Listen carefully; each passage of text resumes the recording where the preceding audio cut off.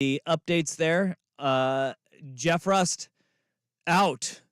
Migraine today. So it is Ortner and Dusty riding again. Look at you. You're a versatile man over there, Will Ortner. Well, you know what? A wise man once told me, just say yes to anything and you'll back your way into something.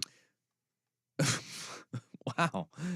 Who told you that? Because that's great advice. That was you. Oh, I did? That was you, yes. Oh, wow. Come on, radio mentor. Do you not remember and cherish everything that you tell me? No, I do. I just throw it at the wall and hopefully it sticks. And that stuck, I guess. Apparently. That stuck, yeah. Well, no, I did tell you, and it is great life advice in this radio industry because I was told by one Everett Ropp that same advice as a young radio Sparky. He told me never say no, just say yes. It's like the one thing that he's proud of me. I think he was grooming me. He was grooming you? I think that's what he was doing at that point. Well, I messed a little bit with Ropp yesterday. I had some fun. Good. I asked him some questions. He's never slapped the bag. Did you know that?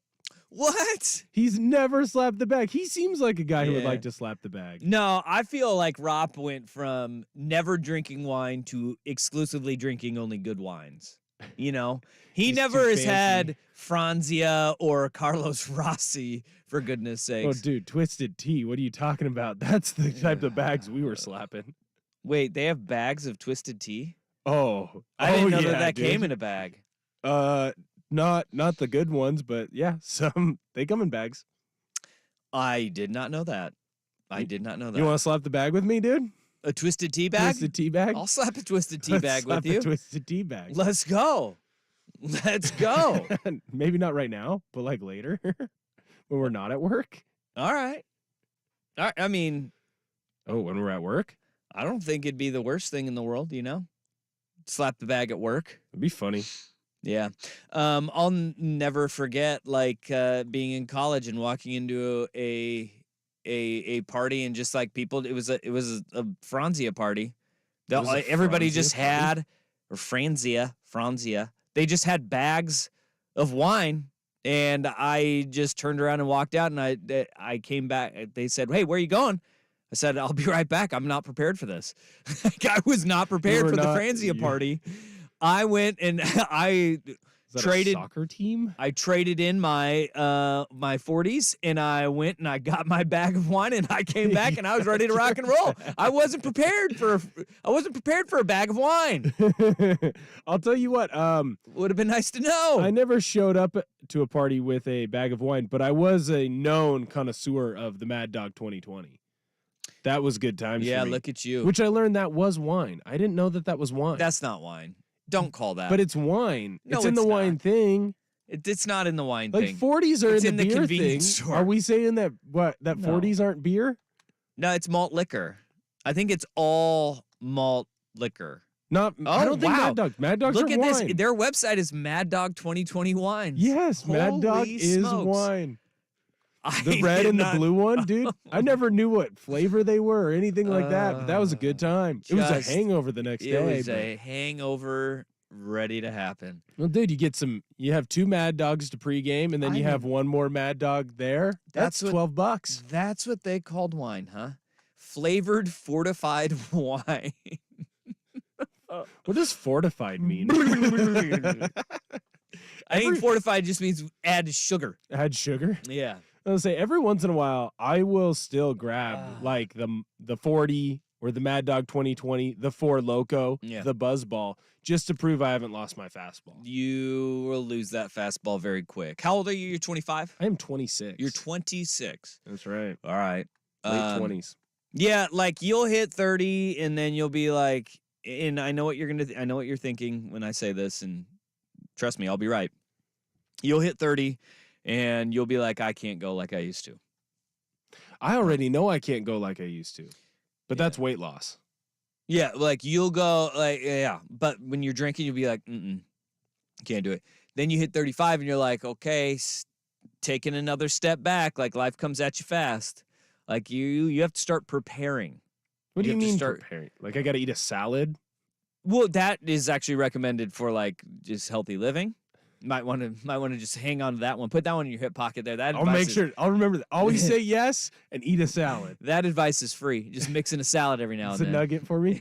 Just like mix one in every now and then. But no, you are not. Nope. It's gonna hit you like a ton of bricks. You're gonna wake up the next morning and be like, "What happened to me?" And that's when you have to start preparing. Like if you know you have like a birthday or a milestone that's coming up where your friends are going to tie one on, you have to really prepare and be like, I've got to start hydrating. It's like getting ready for a game, right? 48 hours for games. 48 hours prior to competition, you have to start hydrating or it doesn't work. You can't hydrate the day of the game and be like, look, I can't believe I'm cramping right now. It's the same way when you start tying one on and you're after 30. You have to prepare. I'll tell you 26, you got 4 more years, man. My only preparation right now is like, once it's Friday, I'm going. Like in my head, it's like, okay, it's Friday, I can drink. Or like, oh, it's Saturday, I can drink. Because I won't have a beer. I'm not having like a shot. I'm not, pouring myself, two fingers of whiskey. Like that's not happening during the weekdays. Sunday through Thursday, I'm clean living. But good for you, man. Friday and Saturday, it's not good for me. It's more like if I'm going to drink, I want to like go out and do stuff or I want to hang out with the bros. Oh, so the bros aren't coming over on Tuesday night. This is what I'm talking about. What do you mean? What you just said that when you drink is you binge drink. That's not true. Well, that's 100% what you just described. No, but here's the thing. Binge drinking is wrong because people like, ooh, if I have 4 drinks, that's binge drinking. That's not binge drinking. There's 6 for a reason. Binge drinking is like 10 drinks. So when you go out with the boys on a Friday or Saturday night?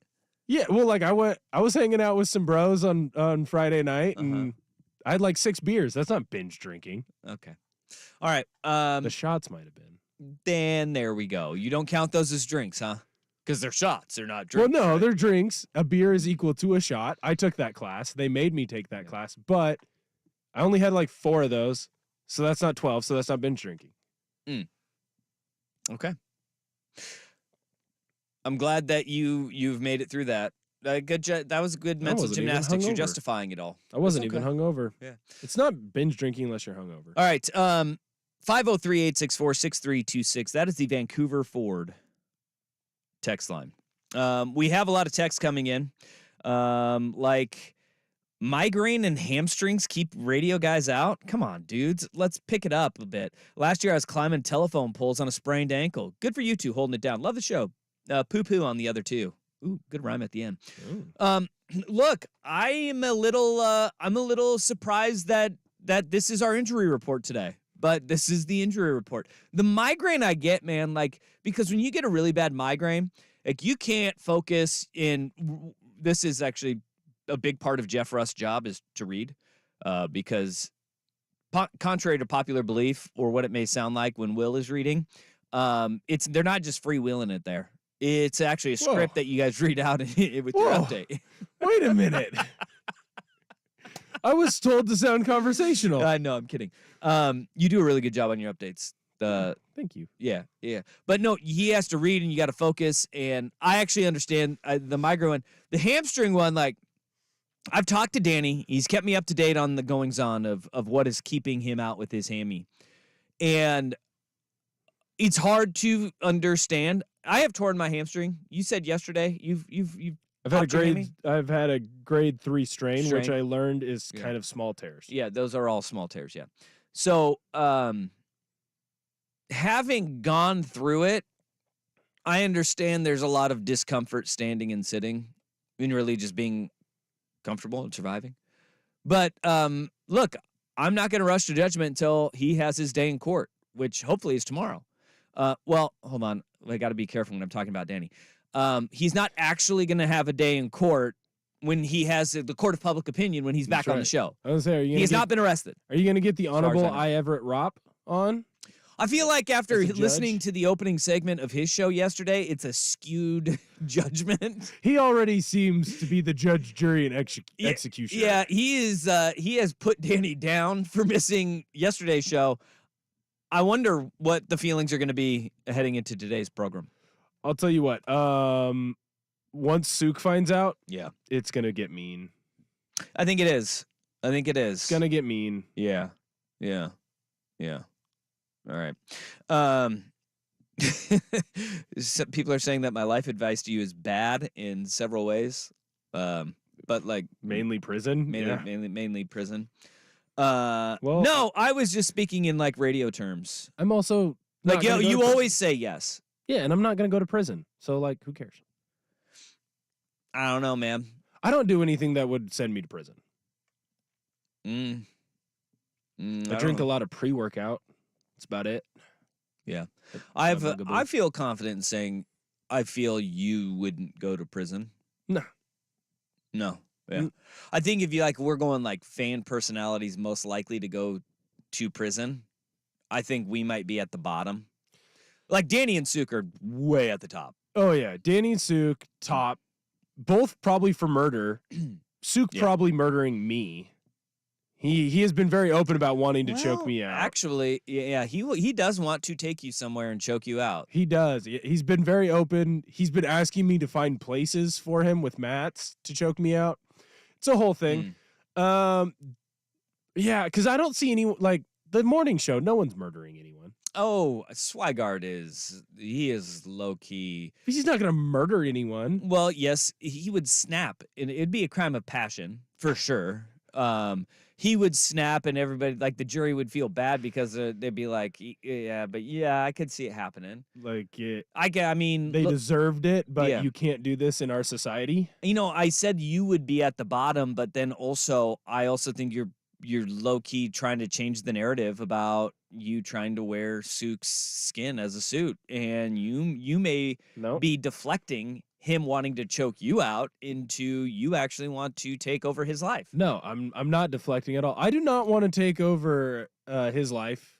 I have no reasons to want to take over his life. My life's fine, other than, like, I'm kind of sick right now, I guess. Yeah, I'm glad you're in another room. I think, like, if you're going, like, remember, if we're power ranking fan personalities on, like, going to prison, there's also, like, white-collar crime. I could see Rop and Sprague definitely getting caught up in some white-collar crime. Like, Rop maybe intentionally, and Sprague maybe unintentionally, like I trusted the guy, and like he gets wrapped up into it. Sprague, it'll be like, what do you mean I'm supposed to pay my taxes? I hit the button. I did TurboTax. Why isn't it working? No, he invested like a lot of money with a guy he went to high school with because it seemed like it was on the up and up, but it's all just like a big racket, and he gets tied up in it. Like I could see that being how he ends up in the pyramid schemed. He's doing the Michael Scott in The Office where he's like, no, you guys don't get it. I sell to you guys. You guys then start selling. You sell to more people, and then you make money. Draws a triangle around it. No, it's not like out of him being an idiot. It is he knew it was a little risky, but he thought it was on the up and up, and he went with it, right? I could see that happening. He's investing in like Brett Favre's migraine water. That's right. The Russell Wilson nanobubbles. Yeah. That's right. Yeah. That's right. Brett Favre had a pill. My uncle tried to get me to invest in that. Yeah. He lost some money. Yeah. I could see that. I could see that happening. Just because he's loyal to his guys, and I could see like maybe one of his guys leading him astray. Outside of that, Rust. I don't see Russ. Russ knows he wouldn't do well in prison, so I don't see him doing anything to rock that boat. Right, he's gonna stay far away. He knows. Schultze, I got like good vibes about Schultze. I don't think he's going to prison for anything. Schultze's not a prison guy. Buck may be a white collar guy. You know, that's how he got the money. If Napster comes back after him again, maybe, maybe they end up in the clink. He was big into LimeWire. Yeah, but he's pretty low on the power rankings. I think we have, from like a criminal standpoint, I think we're pretty good. There's really not any criminals. Again, if I fell into one, it'd be like Sprague, accidental white collar crime. Yeah. Or forgetting to pay my taxes. Or that's killing kind of Sook. like, no, dude, I'm scared of guns and knives. Yeah. And blood. You're scared of blood? Yeah, I don't like blood. Really? Yeah, which then leads to me being scared of guns and knives, except for these ones. He flexed. For those watching on youtube.com/1080am the fan, Will Ortner flex. Hey, like and subscribe to the YouTube as well. We're on there. We're doing the damn thing. Wow, 17 minutes. That went fast in the power rankings of which fan personalities would go to prison. 17 minutes went fast. That bodes well.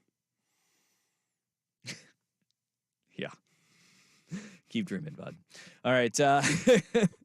Talking about the show. On today's program, we got 3 up, 3 down from the NFL. We had the Buffalo Bills actively trying to lose a game. But where we got to start this show, the answer they've been looking for since 2017. Next on The Fan. Hello, sports fans.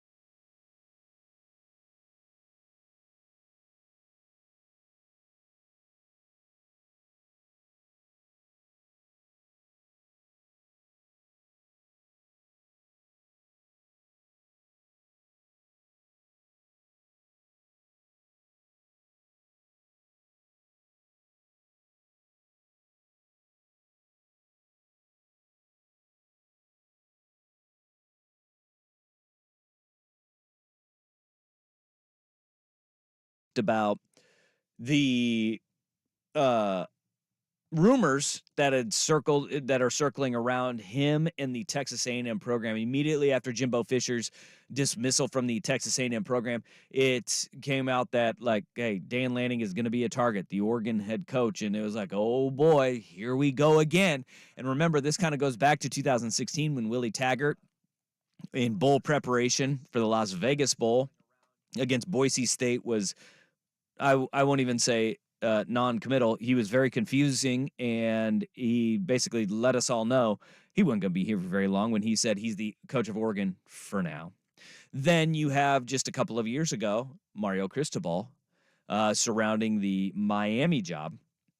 Did not make anybody feel any more certain he was going to be the head coach at Miami. And let's be honest, there's a reason why everybody was so concerned with those two gigs, because they aren't just high-profile coaching jobs. Those are the two coaching jobs that everybody knew that if they came knocking, those guys would answer that door. And so yesterday, Dan Lanning was asked about everything that has been swirling regarding him and Texas A&M. And when everybody was apprehensive or had a sour taste because of the way Taggart or Cristobal answered the question, this is the response that they were looking for. My name and our program would never be a topic of conversation for another school if we didn't have something here that everybody else wanted. And the reason we have something here that everybody else wants, that's because of what our players, our coaches, the support that exists here at Oregon have created. I think I've been really, really clear here since day one. Everything I want exists right here. I'm not going anywhere. There's zero chance that I would be coaching somewhere else. I've got unfinished business here. There's a lot that I want to accomplish here at Oregon. My number one priority is being elite here at Oregon. And we have the resources, the tools. Anybody that can't understand why you would want to be here at this place doesn't understand exactly what exists here, right? Like what I've said before, with a 13-year-old, a 12-year-old, and a 10-year-old, to be able to raise your family in a community like this, to be able to compete for championships and have the ability to get the resources you need. You know, a lot of coaches hang on to these moments and they don't do anything or don't say anything. One, because they don't want egg on their face when they decide to do something else, right? Two, because they're concerned about things that I'm not concerned about, like getting a better contract. Like, I'm taken care of extremely well here at Oregon. I have the resources I need here at Oregon to be really, really successful. I'm not motivated by that. I'm motivated by winning. I'm motivated by being elite here.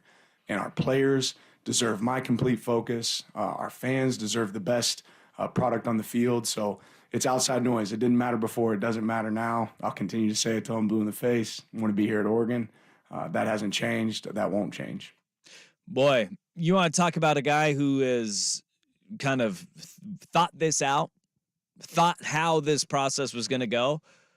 That was the response that I think everybody was looking for. And I think that Oregon fans felt relieved by it, motivated by it even, that he has got unfinished business here. And I don't, like, is it winning a national championship? Is that what the unfinished business is going to be? But I also think that, like, look, I think there's an understanding with Dan Lanning, too, that he wants to be here. And I said this yesterday. I didn't know what he was going to say, and that it would be, he would strike that down so vehemently that, no, I'm not going to Texas A&M. I'm not going anywhere. And if you aren't concrete in what you say, it's because there is something there. There's something there, right? And with what he said and the way he's approaching this is, look, I'm where I want to be. I know that I want to be here, and he has gone through this a lot. If you look at his track record, when he says, he's got 3 kids and a wife, they have bounced around everywhere. And there was a lot of support from his wife when he took an unpaid job at Alabama, right? Like, it was like everything has been to kind of get to this point. And he said it like when he got here, he said, I want to be where they want me. And yesterday I said, Oregon being the one to give him the chance, and the ones that went out and sought him out when he was at Georgia. And he was a name that was starting to gain a little bit of recognition, but was nowhere near like the guy to be the next leader of a program. When Oregon went and sought him out and gave him that opportunity, that meant a lot to him. And he has never hid behind that there is loyalty there because of that, and Dan Lanning is a very loyal person. So I wasn't worried necessarily about this cycle in Texas A&M being the job that pries him away. There will be those conversations later on down the road, though, and he maybe won't strike it down as vehemently as he did. But yesterday, that is exactly how you want your head coach to handle those situations if he's not going to go anywhere. And he even said it, like, there's going to be egg on your face if you say I'm not going anywhere and you end up bouncing. Yeah, I think for Oregon fans, I mean, your last two coaches, they've left, right? And they've left after they have been kind of nonchalant, or they don't want to, give an answer here or there. Let's sit on the fence. For Lanning to come out and just actively knock that down, I think that's huge. But I think it also shows how more people are starting to view the Oregon job. Like, to be fair to Mario, the only job that could have came and got him, or at least that's what he claims, is the University of Miami job where he went and played at in college. He's back closer to his mom. I get that. Same with Taggart. Honestly, the Taggart's a blessing in disguise. Oh, that sure. coach sucked.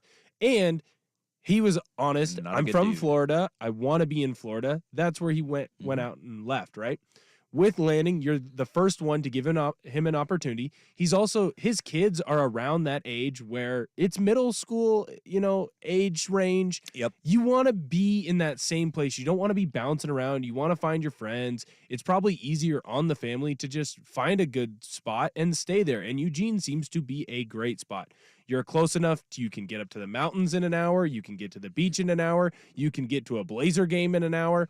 You can get a lot of places and do a lot of very cool things from Eugene, and you've got the backing of the university and of your big-time donors, and you don't have to deal with a bunch of big-time donors trying to make sure certain players play or don't play. Well, and I think that is kind of lost in the sauce with all of these big jobs that come out, and you're seeing Cristobal's dealing with it now. Taggart had an inability to deal with it at Florida State.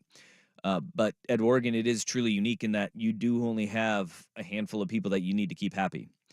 If you go to Texas A&M, where they have over 17 billionaires as boosters, that's a lot of big swinging you-know-whats that you need to keep happy.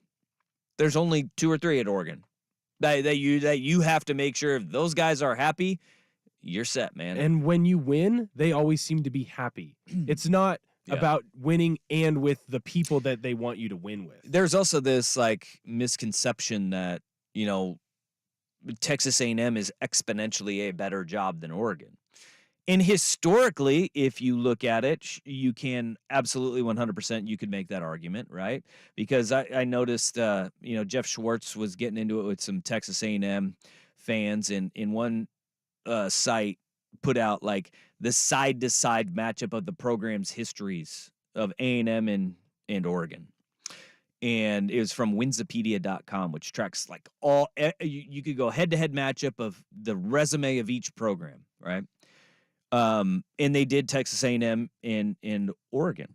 And if you go all-time record, national championships, conference championships, bowl games, wins all-time, bowl record, consensus All-Americans, Heisman winners, NFL draft picks, first-round draft picks, weeks in the AP poll, Texas A&M leads Oregon in every single one of those categories, historically, every single one of those categories, except for weeks at number 1 all time. Okay. And this is all time in the program's history. They have 3 national championships. They have 18 conference championships. They've been to 42 bowl games. Okay. And one of the things about it is you sit there and you look at it and you go, okay, they do have history. And they were really good when Bear Bryant coached there, before he was at Alabama. I did not know that. But you have got, the Junction Boys. My bad. I forgot about that. Yeah. That history. How could you have ever forgotten about that? That's amazing. I was too busy listening to Conjunction Junction. If you go back to 2000, okay, and I went and I looked this up. So somebody smarter than me can fact check this because, my brain. Math is hard. But I went and looked up everything since 2000. And from their record, where Oregon is 221-81, they've won 73% of their games. Texas A&M since 2000 is 175-21. Okay. Oregon has won 8 conference championships. Mm. Texas A&M has not won a conference championship. Ducks have been to 22 bowls, A&M 17. College football playoff appearances, Oregon 1, A&M 0. New Year's 6 bowls, Oregon 9, A&M 5. They're 3-2 in those bowls. Oregon is 5-4. Consensus All-Americans, A&M has the lead there, 14. Oregon has 9. Heisman winners, even at 1, Johnny Manziel and Marcus Mariota. Players drafted, Oregon 81, A&M 78. First rounders, both have had 12. Weeks at AP number 1. All 8 weeks that Oregon has been number 1 in the AP poll have come since the year 2000, historically. A&M has not been in the AP number 1 spot a single time. Of the weeks just in the poll in the top 25 period, Oregon has been ranked 283 weeks since 2000. Texas A&M has been ranked 159. So every single metric that A&M sits there and says, we are the better program, historically, if you look at it the last 20 years, which, by the way, is every single recruit that you are recruiting, almost in every single metric except for consensus All-Americans, Oregon has an advantage. And when you have more consensus All-Americans, but exponentially less wins and success, it may mean that your program can acquire the talent, but you're just not doing the right things with it, right? It can also mean that you're getting some help from voting based on where you're at. Well, and you have history kind of skewing those too, where they are historically a better program, but in the last 20 years, Oregon has been the better program to the point that you were saying, and what you were making is that, like, I think for a lot of people your age, if I were to ask you which is a better program, A&M or Oregon, I think people your age would say Oregon. Like, in my mind, I still have, like, Texas A&M is still pretty good. No, we'd all say Oregon. If you asked how we thought about Oregon compared to Miami, we'd say Oregon. If you asked Oregon, see, that's crazy. They're not a top tier university, but they're definitely top 2, like tier 2. Mm-hmm. If you went through and you ranked them, they're a tier 2 university for kids my age. Like, I don't know if you remember this, but last year when Tennessee started doing well, you're like, oh, it's good to have Tennessee back to being, one of the top teams. Like, dude, sure. I never remember them being top in anything. They sucked. So I think with a lot of recruits, they think of Oregon. They don't think of Texas A&M. And you know what? I bet you have more of them think about Oregon even over USC. Really? Think about it. They're 20 years old. I mean, if they're 20 years old, they don't remember the Leinart dysfunction. They don't remember the Leinart and Reggie Bush teams. Maybe they remember Mark Sanchez, but that's about it. Yeah. This is all to say, Dan Lanning said exactly what Oregon fans want to hear. And it's been a long time coming. And when you have the juxtaposition of that to what some other coaches said, we'll get to that coming up a little bit later in the show, because there is a little bit of apprehension. We got some poll questions up. At Danny and Dusty is the show's Twitter page or X page. 2 poll questions up. And this is Northwest related. Which coach will stay at their current school the longest? Dan Lanning, Jonathan Smith, Kalen DeBoer, or Jake Dickert? Which coach leaves his current job the soonest? Dan Lanning, Jonathan Smith, Kalen DeBoer, or Jake Dickert? You go ahead and vote on that. We'll revisit that coming up a little bit later in the show. But coming up next, Monday Night Football. Oh, my goodness. What did we have to watch? Here's Will with SportsCenter.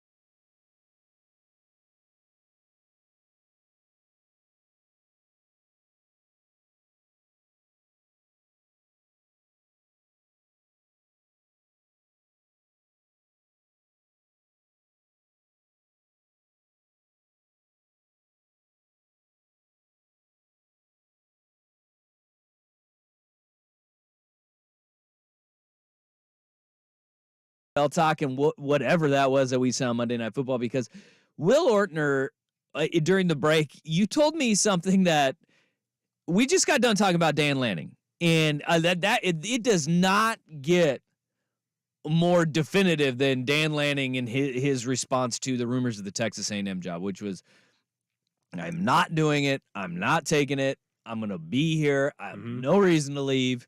You know, he was full-throated. I'm going to be at Oregon next year. Here forever. Not every coach can say that, because when you brought this up in the break, this is the complete opposite of that.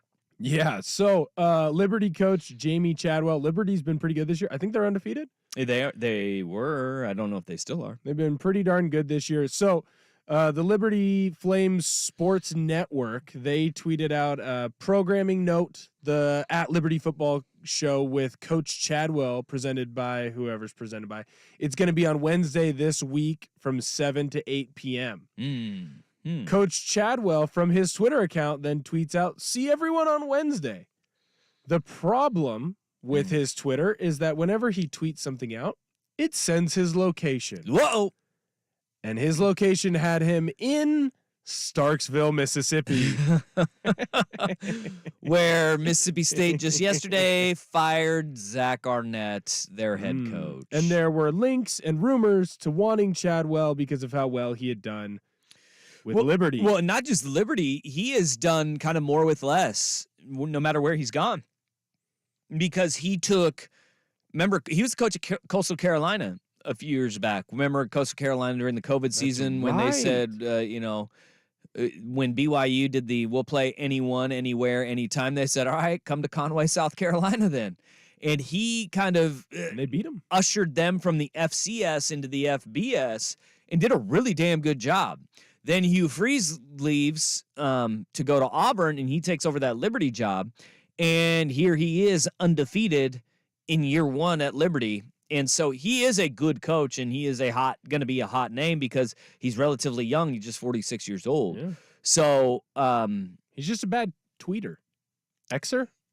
Yeah, tweeter, Xer. But he's bad at X. Look, if you take the Liberty job, my spidey senses are tingling because not a great place. The old leadership there with the Falwells. Yeah, I saw that documentary. It's only good if you're a pool boy. Yeah, and maybe they got plenty of pools at Liberty. I don't know the pool situation. Maybe he's trying to move over from head football coach to pool boy. Yeah, when you and this is right on cue, when you get in bed with that kind of organization, you know, you got a little bit of so he's going to be jumping. And so him being at Mississippi State, that's not surprising if he's kicking the tires on that job. But it's got to be an easier institution to deal with. It just has to be. Mississippi State? Yes. Yeah, I don't know if you've seen what's going on with the public funds in the state of Mississippi, Brett Favre. But that's Southern Miss. It's the public funds, though. Oh, is it all? I thought it was that's public funds. And he just that's why it's Southern a problem. Miss? It's a big problem because he's taken the public funds and line in his pocket. Well, he gave that back the $1 million, right? I don't know. It's Brett Favre for public He's kind speaking. Of a piece of garbage. Yeah. They made a nice brand new volleyball facility there at Southern Miss. But old Jamie Chadwell, that is not how you handle your name being in the mix for other coaching jobs. No, and it's not that hard. Like, my location isn't on when I tweet or when I go on Instagram. It's not that hard to figure. If I can figure out how to turn that off, college football coaches need to figure out how to turn that off. Boy, isn't that the most ringing endorsement right there? It's not that hard. If I could figure it out. Yeah, but he's this probably is not way doing that, though. This is way different, though. Like most people, when they say, if I can figure it out, like, that's them watching football on their couch eating Doritos. You know what the worst part about this is, like, 5 yards. Jamie Chadwell. There's like Jeremy. What? Jeremy. Isn't it Jamie? I think it's Jeremy. It's Jamie. Is it Jamie? It's Jamie. That's awkward. Guess I can't figure it all out. For the sake of Will, Coach Chadwell, he's probably like, the worst part about this would be like if he isn't even running his Twitter account and he's like at Liberty coaching, and that's in Virginia, right? I think that's where Liberty is. I Is in believe Virginia. If he's like in Virginia and he's like grinding tape or something, and all of this comes out because like his agent is doing his social media, and it's his agent that's down there kicking the tires and supposed to be doing all of this covertly. That would be the funniest part of all of this. That would be the best part. Yeah, they're in Lynchburg, Virginia. Yeah. All right. Hey, there we go.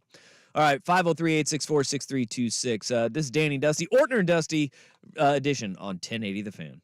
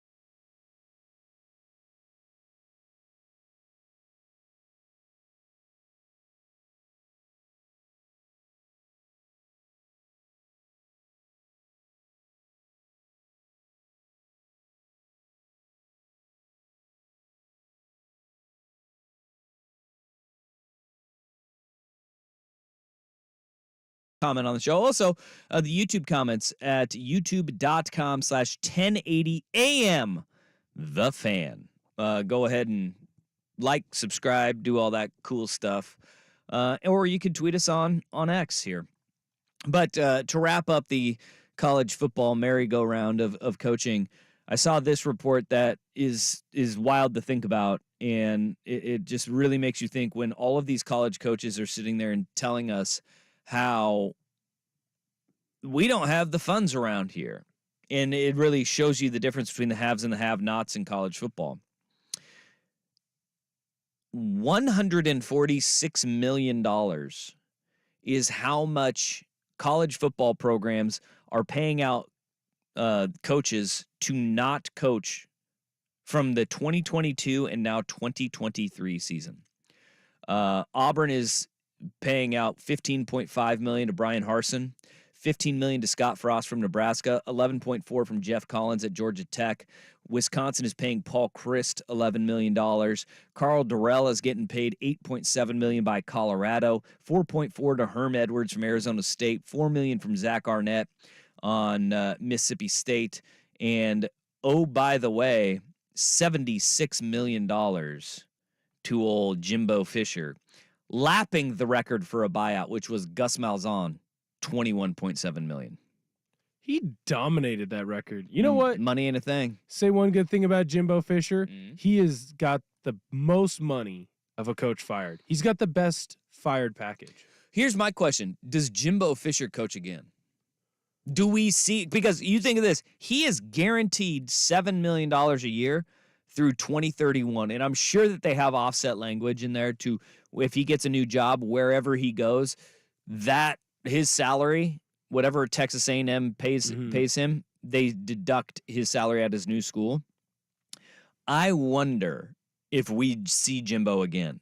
Because like the smart plays, like Jimbo wants to like rehab his image, is he tells the school, like, you pay me $50,000 a year, and all of that money that you would pay me, I want to have the best assistant coaching staff in the country. I want to have money for any upgrades that we need facilities wise. And you can, if you're going to pay me $6 million a year, you pay me $50,000 and you split that up between assistant coach pool money and upgrades that we may need. And like, you do it that way. But if you're Jimbo Fisher, you say, what do I need to prove? I have $146 million. If anybody says anything, I can just give them the bird and walk away. See, you and me are normal people. Yeah. If we had that amount of money, we're never coaching again. Psychos. He's a crazy person. Yeah. If you are a head football coach, you are going to be crazy. I bet you that we do see him again. How many college football coaches truly can just walk away? I mean, even Mac Brown, who found a way to win a national title in Texas, go to ESPN. He was done. He didn't have to do anything. That job was cush at ESPN, and then all of a sudden he's like, you know what? I want to come back and I want to coach at North Carolina. Yeah. I think he comes back.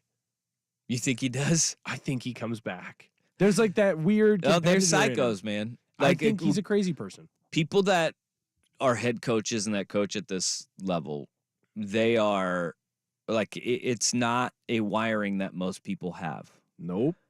Because you have to be wired differently to get into that position, to thrive in that position, and then to excel at it. And that's what all these guys did. Look at Mac Brown. Mac Brown didn't need to go back to North Carolina. No. Like, and he was making good money at ESPN. Yeah, there was no reason for him to go back and coach. But he did it. And he's old and he's successful doing it too. He's still got some left in his tank, and he said, no, I want to prove that I can still coach. And good on you for doing it. Usually these stories all end up sad though.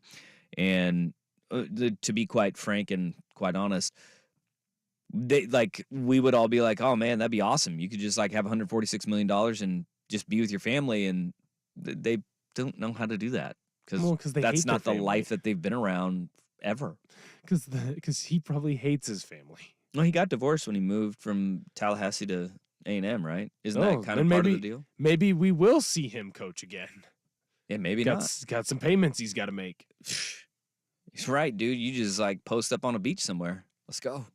I'd be down in line. If she's taking half of that, he'd still be okay with $175 million, right? Hanging out down in South Beach. That's what I'd be doing. All right, let's get to hour number 2 of this radio program. What did we witness on Monday Night Football? Is it the downfall of Josh Allen, or have the Buffalo Bills just capped out? Danny and Dusty on the Fan.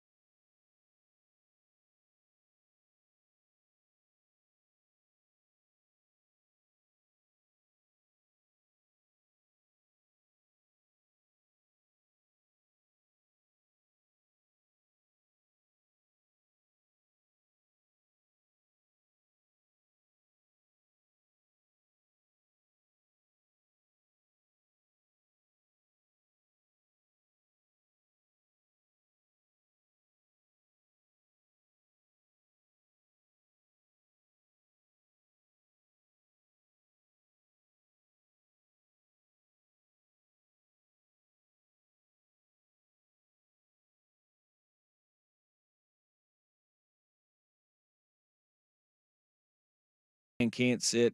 He just laid up. Laid up. Him and Justin Jefferson, same injury. Who said Danny wasn't an athlete?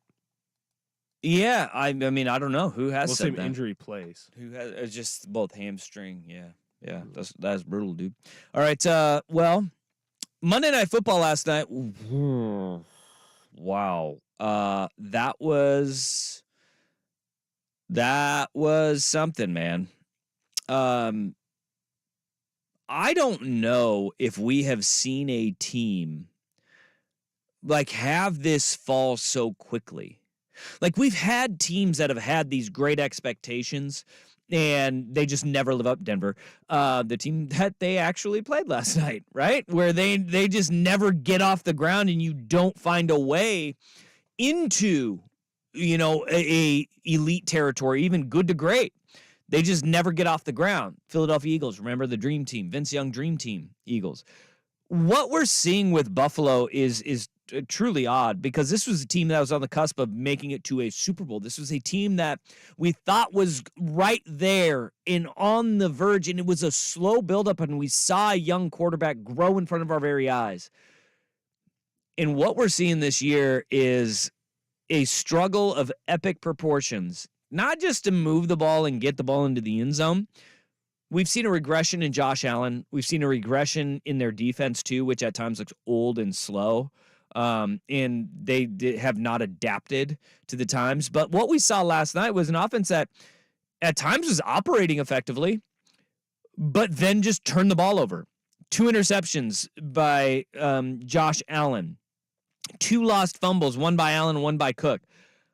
Coughing the ball up at the most inopportune times and leading directly to points. At the end of the half, when you throw that interception on the sideline and you give them an extra 3, you end up losing by 2 in that game. You watched it and you said there's no way the Bills should lose this game. Yet they actively found a way to lose. And this is like a team that is not just lost their way and meandering through the season. Like, their coach lost it too, because last night, after a 4 turnover performance, they were winning 22-21, and a 41-yard field goal by the Denver Broncos goes wide right, and they had 12 men on the field. On a play that they didn't need to sub on. Absolutely not. There's no reason to sub on it. They said that it was because they were subbing their nickel package for their field goal block. It doesn't matter. Leave them out. It does not matter. Yeah. You weren't going to block that kick. And I saw that McDermott said that they were going through Sean McDermott said that they were going through several times this week, that exchange of getting different personnel packages on and off the field. It's unnecessary, and it lost them the game. Oh, like this is you look at, a lot of it should be on Josh Allen, and it is on Josh Allen, right? He's not taking care of the football. So Josh Allen is one part of it. Their aging defense and injury-riddled defense is another part of it, but coaching is a massive part of this. And, you see Sean McDermott firing Ken Dorsey, their offensive coordinator, and I've been saying this since last year, that Josh Allen did not look comfortable without Brian Daboll as his OC. And Brian Daboll, now the head coach of the New York Giants, and we saw he worked wonders for Daniel Jones a year ago. And now we saw it's not just injuries that are piling up for New York. It's that their offense is sputtering too. And look, for everybody that says, like, and I believe this, that I think Brian Daboll and Josh Allen, they're very well connected and they work really well together. I mean, look, there's coordinator and quarterback relationships are so important. McDaniels and Tom Brady had a phenomenal one, but Tom Brady was also just electric, but they got along together. They thought the same way. They could convey the same, or convey different messages to each other in a way that made sense football wise. Right. And they could do that to their offense in totality. Like, that is a very important thing. You don't have to be the same person. You don't have to be best friends. You just have to be able to communicate with each other effectively in a football sense. And Daboll and Josh Allen, you could see, did do that. But what we've also seen over the last 2 years is something that is affecting a lot of different teams and a lot of different quarterbacks, but it just seems like New York and Buffalo are the two teams that it's being affected more. And that's we're seeing a lot of defenses go too high and cap the top with two safeties and playing more downhill. And what is the problem with the Buffalo Bills? Like, it was always when you get into the goal line and the field is condensed, this is when Daboll and Allen were together. They could not operate effectively, right? You see that with the New York Giants too. And Daboll has tailored his offense a lot more to Daniel Jones and having, I don't know, Saquon Barkley. Right. But Runs the ball a lot more. But what we're seeing, though, is that when you need to throw the football, both of these quarterbacks have regressed immensely this season. And so as much as it is like Ken Dorsey could be a massive issue with this, and now Joe Brady's going to take over, and Joe Brady was the toast of all of football just a handful of years ago. 2019, he was the brains behind Joe Burrow and that LSU offense that broke every record in college football almost.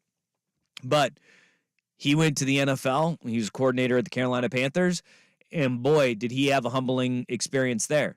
Now you have Joe Brady coming back in. I don't know if Joe Brady's going to be enough to fix all of the ills that Ken Dorsey had, because this offense is, I think there's a little bit more. There's a little bit more to it, and you have to have a reinvention of Josh Allen, because what he is seeing is not clear right now. Like, we remember the Sam Darnold, I'm seeing ghosts out there. You could see that with Josh Allen. His head is spinning because he's throwing a lot of picks. He's turned the ball over a ton. And I don't know if Ken Dorsey just being fired is going to be enough to turn this thing around. Well, I also don't necessarily think that putting Joe Brady there is the best option. I think you hit the nail right on the head, right? Daboll and Josh Allen saw the game the same way, and they were able to communicate it with each other. Josh Allen has always been a gunslinger. It's what he's always going to be. But you need someone in there to rein that in to a degree, to be like, hey, this is where we're looking at the field.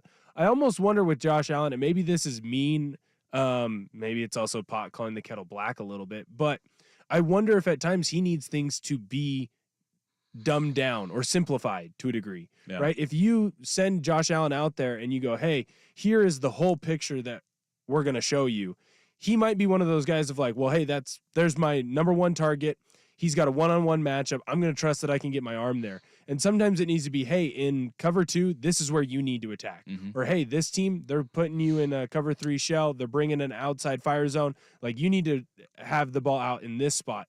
And I wonder if, to a degree, with Ken Dorsey, it was just too big of a picture. And it's, hey, Josh, you need to look for these 2 to 3 things and then run, because you're so big and you're so strong. It's like Big Ben back when he was in Pittsburgh. Like, just go use your physical ability to go get us 5. You don't need to do more than everybody else. I wonder, the Tom Pelissero of the NFL Network, he had an interesting point, and it is that the Buffalo Bills have lost 4 of their last 6. They're only scoring 20 points per game. They're averaging around 355 yards a game offensively, and they've turned the ball over 13 times, which is, you think of that in a 6-game stretch, that's an ungodly amount of turnovers. 2 per game, right?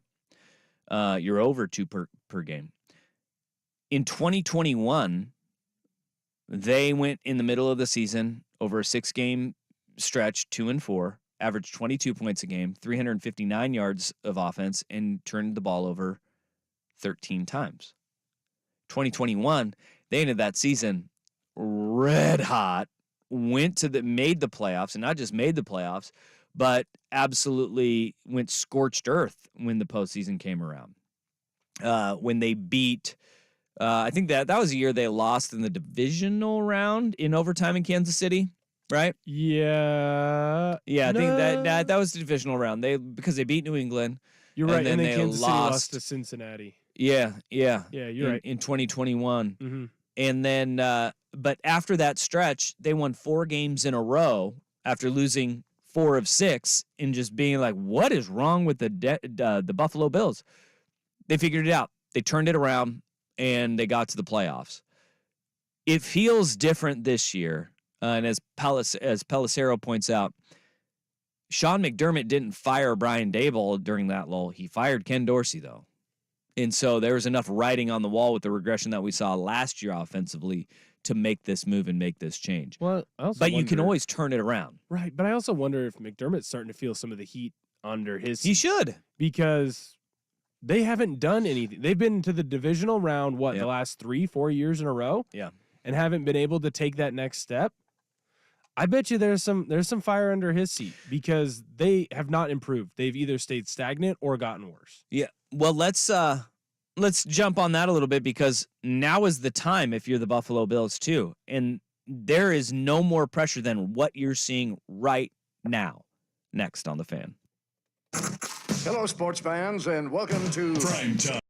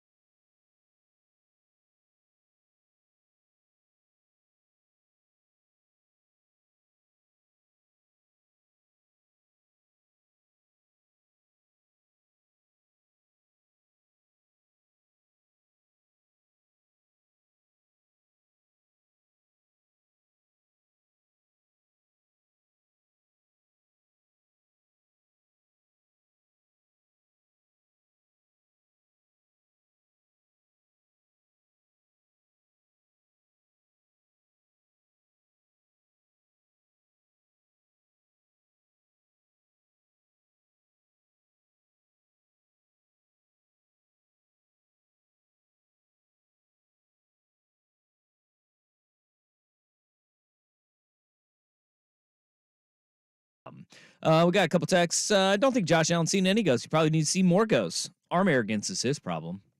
Josh Allen needs to stop being Superman or a Ghostbuster and just be Clark Kent.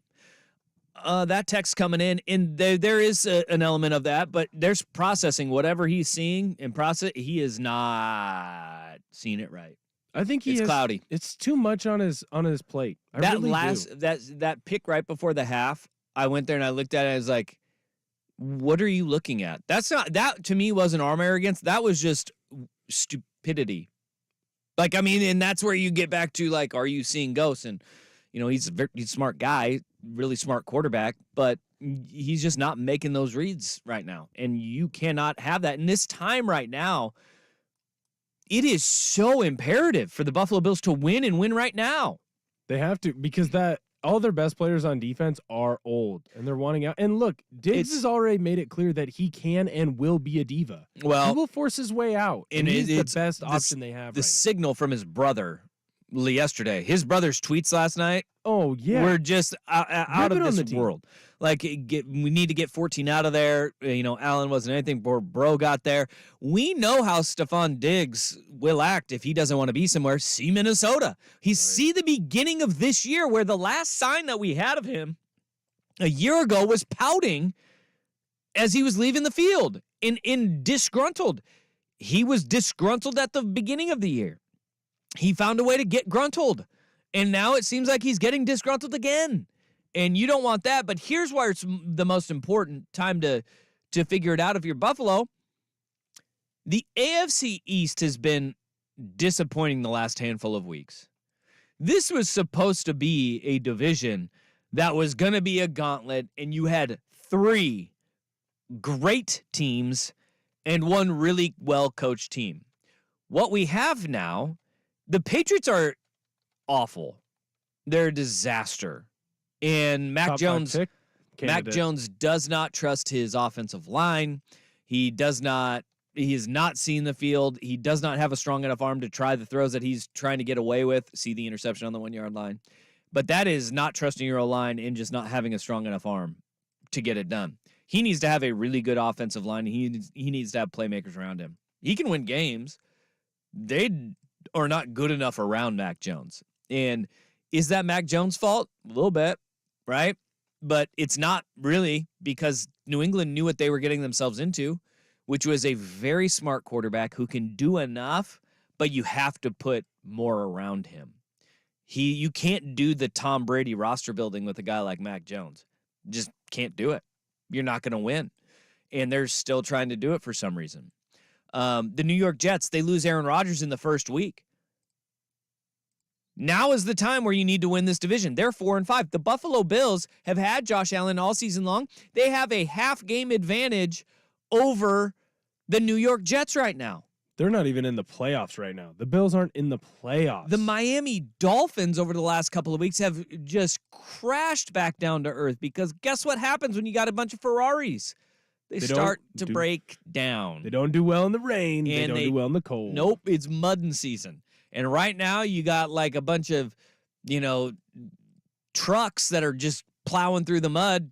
Baltimore, the entire AFC North, really. And you're starting to see these teams with the Ferraris are starting to break down a little bit. And make no mistake about it. Even though Kansas City may have a few Ferraris in their garage, they got a bunch of trucks too, man. They got a bunch of big trucks, and they like to go mud. And that defense is pretty good, too. And everything still runs through KC in the AFC. The AFC East, though, we thought we were going to get a really good and competitive division. It just has not played out that way. And, look, I think coaching has a little bit to do with it. Injuries have been piling up. But Buffalo, this is a team, and this is the time where they should be taking over. And it's really concerning that you lose 4 of your last 6 games. Well, and the way that you're losing them, too, it's not like, oh, it's a fluky thing here, fluky thing there. You are making the mistakes. You are beating yourself. Josh Allen has 13 turnovers this year. He already has 11 interceptions. 13. It's week 10. Yeah, that's brutal, dude. Like, okay, yeah, you fired Ken Dorsey. He's out of there. But do you really think that Joe Brady, over the next 8 weeks, he's going to make the adjustments that need to be done? Do you really think it was all a play calling issue? Because I really don't. No. I think what it is you gave too much reign to the quarterback who, look, he's a gambler. For a year and a half, it worked really well, and he was why they were winning a lot of football games. But when you're making those gambles, you need to make those gambles, 1 or 2 a game. Mm-hmm. Hey, it's a 50-50 ball to my number 1 wide receiver, or it's a 50-50 ball to my number 1 tight end. That's not what's happening. What's happening is I can fit it into there, or it's, why was the safety there? He shouldn't have been there. I thought it was this. Actually, buddy, it was this. And you know what? They were talented enough last night, and this is like the talent aspect of it. They were talented enough last night to win that game, and then they actively tried to lose it. Woo, man. If there's any Coug fans like Couging it, turning into Billing it, oh my goodness, that's a terrible crossover. But right now, this team blows, and it's a tough time. It's a tough time. AFC East has been it, and that's a problem. It's like it's really disappointing to watch. When you got a team that you have these expectations for, they should be so much better, but for whatever reason, they're finding a way to stub their toe, trip and fall, and just land right on their face, man. Yeah, they're fine, and they all find new, fun, and interesting ways to do it. Yeah. Like, the Patriots this is what we've always done. Well, you don't have the greatest quarterback of all time. The Miami Dolphins are like, look at how great we are. And it's like, well, can you win when it gets cold? No, so you're actually probably frauds. New York Jets, you knew you didn't have the right quarterback. And instead of going and making another trade to try and go get a bigger name quarterback or, bringing in a free agent, you just said, well, we're just going to roll with Wilson here. We're going to plead the fifth on this one. We didn't see this one coming. And then Buffalo, everything that people complain about you on why you haven't won titles, that's exactly what you're doing right now. Proving them all right? Proving them all right for the wrong reasons.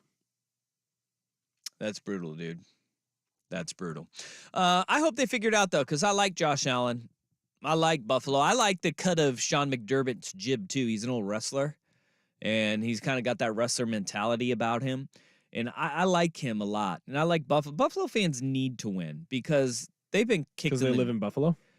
Yeah, but they've been kicked in the junk too many times by this team. But they kind of deserve it because they get overhyped on it. Well, that's what being a fan is. Yeah, but other fans, they get overhyped, but they hold their team accountable. They don't just ignore the issues that they have. I think Bills fans, they get very Bills angry. Fans? They get angry. Yeah, I think about Bills fans a lot. I think about Bills Mafia fans. They're crazy, dude. The pants, dude. They're crazy. This text says 2 teams played. What about Denver? Same team. Well, they're getting Denver better. Has a V in it. Yeah, they're getting better. That text coming in, they are getting better. The AFC. Have you looked at the AFC playoff standings right now? If you just look at it, isn't Cincinnati? They're like 7. Well, you have got New England who's out of it, and Tennessee might be out of it by the end of this thing. In tiebreakers, Denver's not doing well, but you have the 7 seed is the Houston Texans at 5-4. Currently, Cincinnati and Buffalo and the Chargers are all out of the playoff picture. All at 5-4, you have Houston, Cincy, Houston and Cincy, Indy and Buffalo, along with the Raiders, are 5-5. Then at 4-5, you have the Chargers, Jets, and Broncos. So all within a game of that final wild card spot, you have 7 through 14 in the AFC. That's crazy. They're all, because I didn't realize Cincinnati fell out when they lost to Houston. Yeah. And Houston is red hot. CJ Stroud is that dude. He is playing so well right now. He's really damn fun to watch. I would not want to play them. He's not an MVP yet, but I wouldn't want to play him. You know you see what the Bills' next 5 is? Jets, Eagles, Chiefs, Cowboys, Chargers as well. That's right. They have I think they have the toughest strength of schedule the rest of the way, or it's like them in Seattle, something like that. Yeah, it's put up or shut up time. They might not make it, man. The Buffalo Bills. No. And you know what? If it happens this way, they had nobody to blame but themselves because they have imploded in a variety of ways. Do you blow it up completely? You might have to because you got some aging pieces on the defensive side of the football. Because of the age. Do you go get a young, hotshot, offensive-minded coach? Try to do that. Try to. But like how in Buffalo, do you need that? I think you need like that diesel engine, like building yourself in that vein of Pittsburgh or Baltimore in the way that they're just like gritty and tough, right? You don't want to necessarily be as high flying. That's why I think the Lions have some staying power too.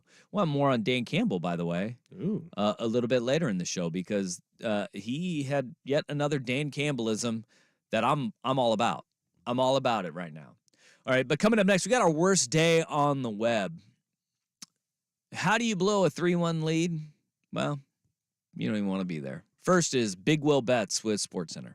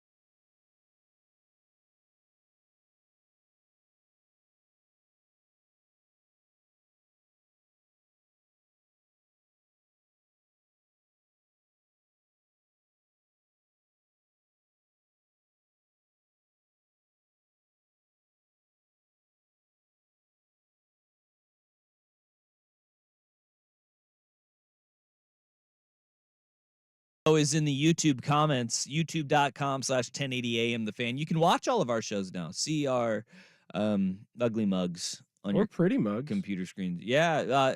Will Ortner has been told that he resembles Travis Kelce. And Allegedly. Zach Bryan. Allegedly. Not allegedly. It's happened. I don't. Multiple people. The don't Zac buy it. Efron one, I agree. That shouldn't have happened. But the other two, I agree, happened. The Zac Efron one. It did happen. You hanging out at bars for the blind. Look at you. No, someone found an old picture of me from high school. And they thought you looked like Zac Efron in high school? I was told it's giving Zac Efron.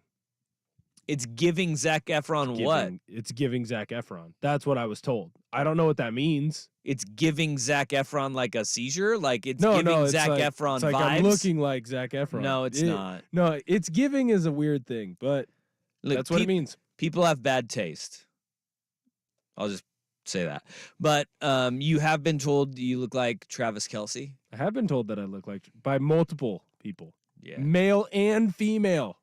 I don't see it, but if you want to see it for yourself, you can go to the YouTube stream. That's right. All right. But P1 Rufio, he may be having a worse day on the web because he fancies himself an Office fan. He didn't notice I dropped an Office reference. And he was like in the comment section, he's like, gruntled? That's not a word. No, it's a Michael Scottism. Yeah, come on, man. Yeah. Not disgruntled. Everybody here is very gruntled. Everyone is extremely gruntled. Which is a great point. Like, what how does can it we have mean? disgruntled, but we not have gruntled? Like, Right. gruntled is just the opposite of disgruntled, right? It would have to be. That's how English should work. Is that not how it works? What does gruntled mean? Oh, you can Google it. But that's not our worst day on the web. Our actual worst day on the web, my friend. It comes from the world of the podcasts. And you found this, Mr. Ortner. I did.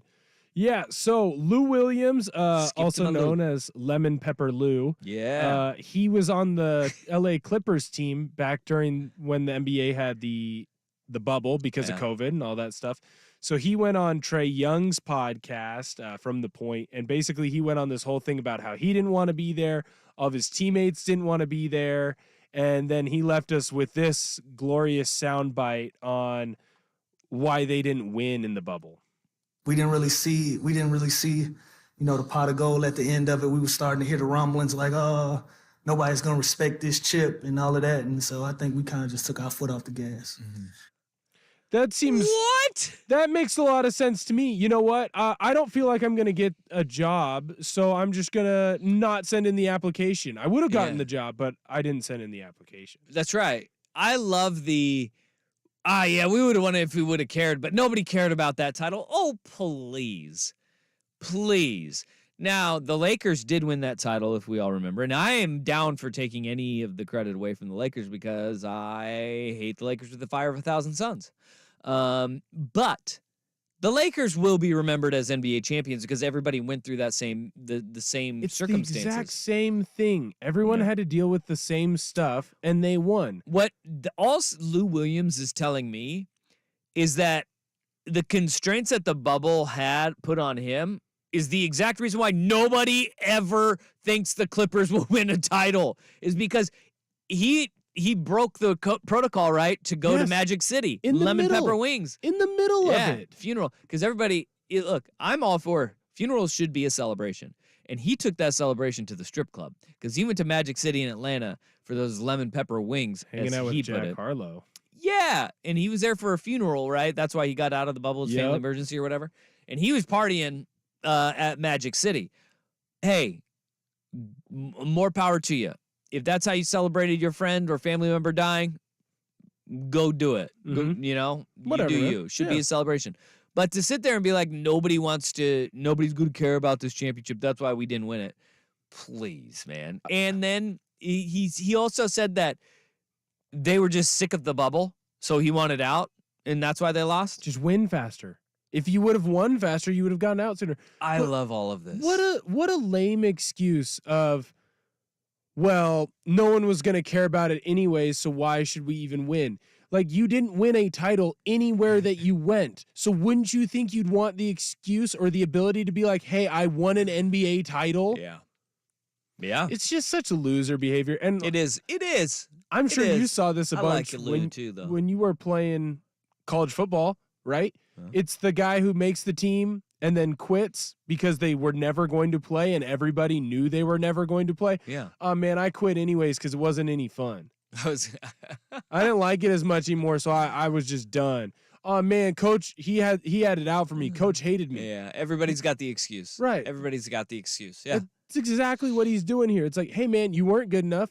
Maybe y'all didn't have the mental focus to focus on what you need to do to get it done. Well, it's Maybe the it Uncle did suck. Rico-ism. He's the Uncle Rico. Everybody else already had to deal with it.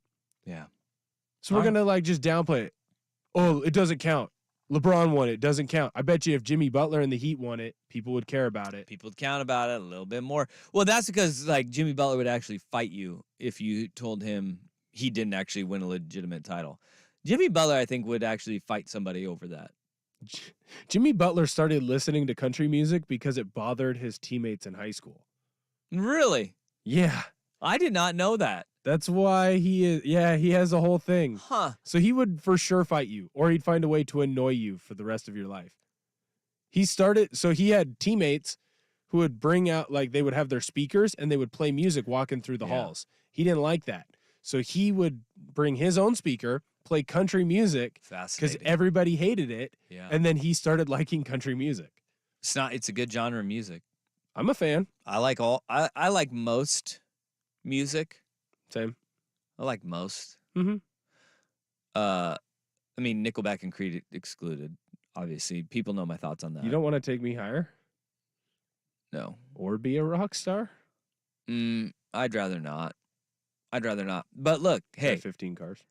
there's 100 million people that have bought their albums that have terrible taste in music. So I think there's a Venn diagram. I listen to him sometimes when I squat. That's about when you should be doing that. Lifting weights. Right. But I like country music's good. I'm glad that Jimmy Butler did that. He's from Texas too, though. So, I mean, it kind of fits. You're from Texas. Go ahead, listen to a little George Strait. Yeah, or, Luke Combs. Or Luke Combs, Or Zach Bryan. who you definitely kind of maybe look like a little. From an angle. Right. According to how drunk was she? It was a DM. So not drunk, probably? Oh, you don't know. I don't think so. I think it was like a weekday. You can't put that. Again, People don't drink on weekdays. why is that an eliminator? People don't drink on weekdays. Come on. Oh, People come aren't on. drunk on weekdays. All right, Zach Bryan. Now, Zach Efron is absolutely wild. Oh, yeah, you do look like Zach Bryan. Boom! What up? I don't know if that's the compliment that you think it is, but Zach Bryan's a good-looking dude. You think so? He's dating Brianna Chicken Fry. He's good-looking. I don't know what you just said. Word salad. She is a influencer. You said Brianna Chicken Fry? Brianna Chicken Fry, yeah. Because I don't know how to say her actual chicken. last name. No, Chicken Fry. It says her last name is Chicken. That's her Lapaglia. name. Yeah, her real name. I don't know. Brie what her real name is. Lapaglia. Yeah, she's hot, dude. I'm all for it. Zach Bryan's a good-looking dude. Has a lot of marriages though. How many times has he been married? I think he's been married once, couple engagements. They all fell through. Huh. You know how some towns will just Portland is one of these. They'll take credit for anything at any given time. I know that Medford takes credit for being the first concert that Zach Bryan ever played was in Medford. And to that I say, you want to talk about starting from the bottom and working your way up. Way up. But he did it. Well, he recorded a lot of his music up in Woodinville. Okay. He has an album. There's Yeah. I don't know. There's a thing up there that he can record in. A studio is what they're called. Yeah, but You're it's like sitting in one. it's a studio, but it's not a big studio. It's like a little family that owns it, and very few people record there. But he's one of them. All right. Hey, good for him. All right. Still to come, we've got our 3 up, 3 down at the top of the 2 o'clock hour. We'll talk college football playoff projections. The rankings will be coming out yet again. But where we go next, $240 million. That is quite a bit of money you were expecting and didn't get. Danny and Dusty on the Fan.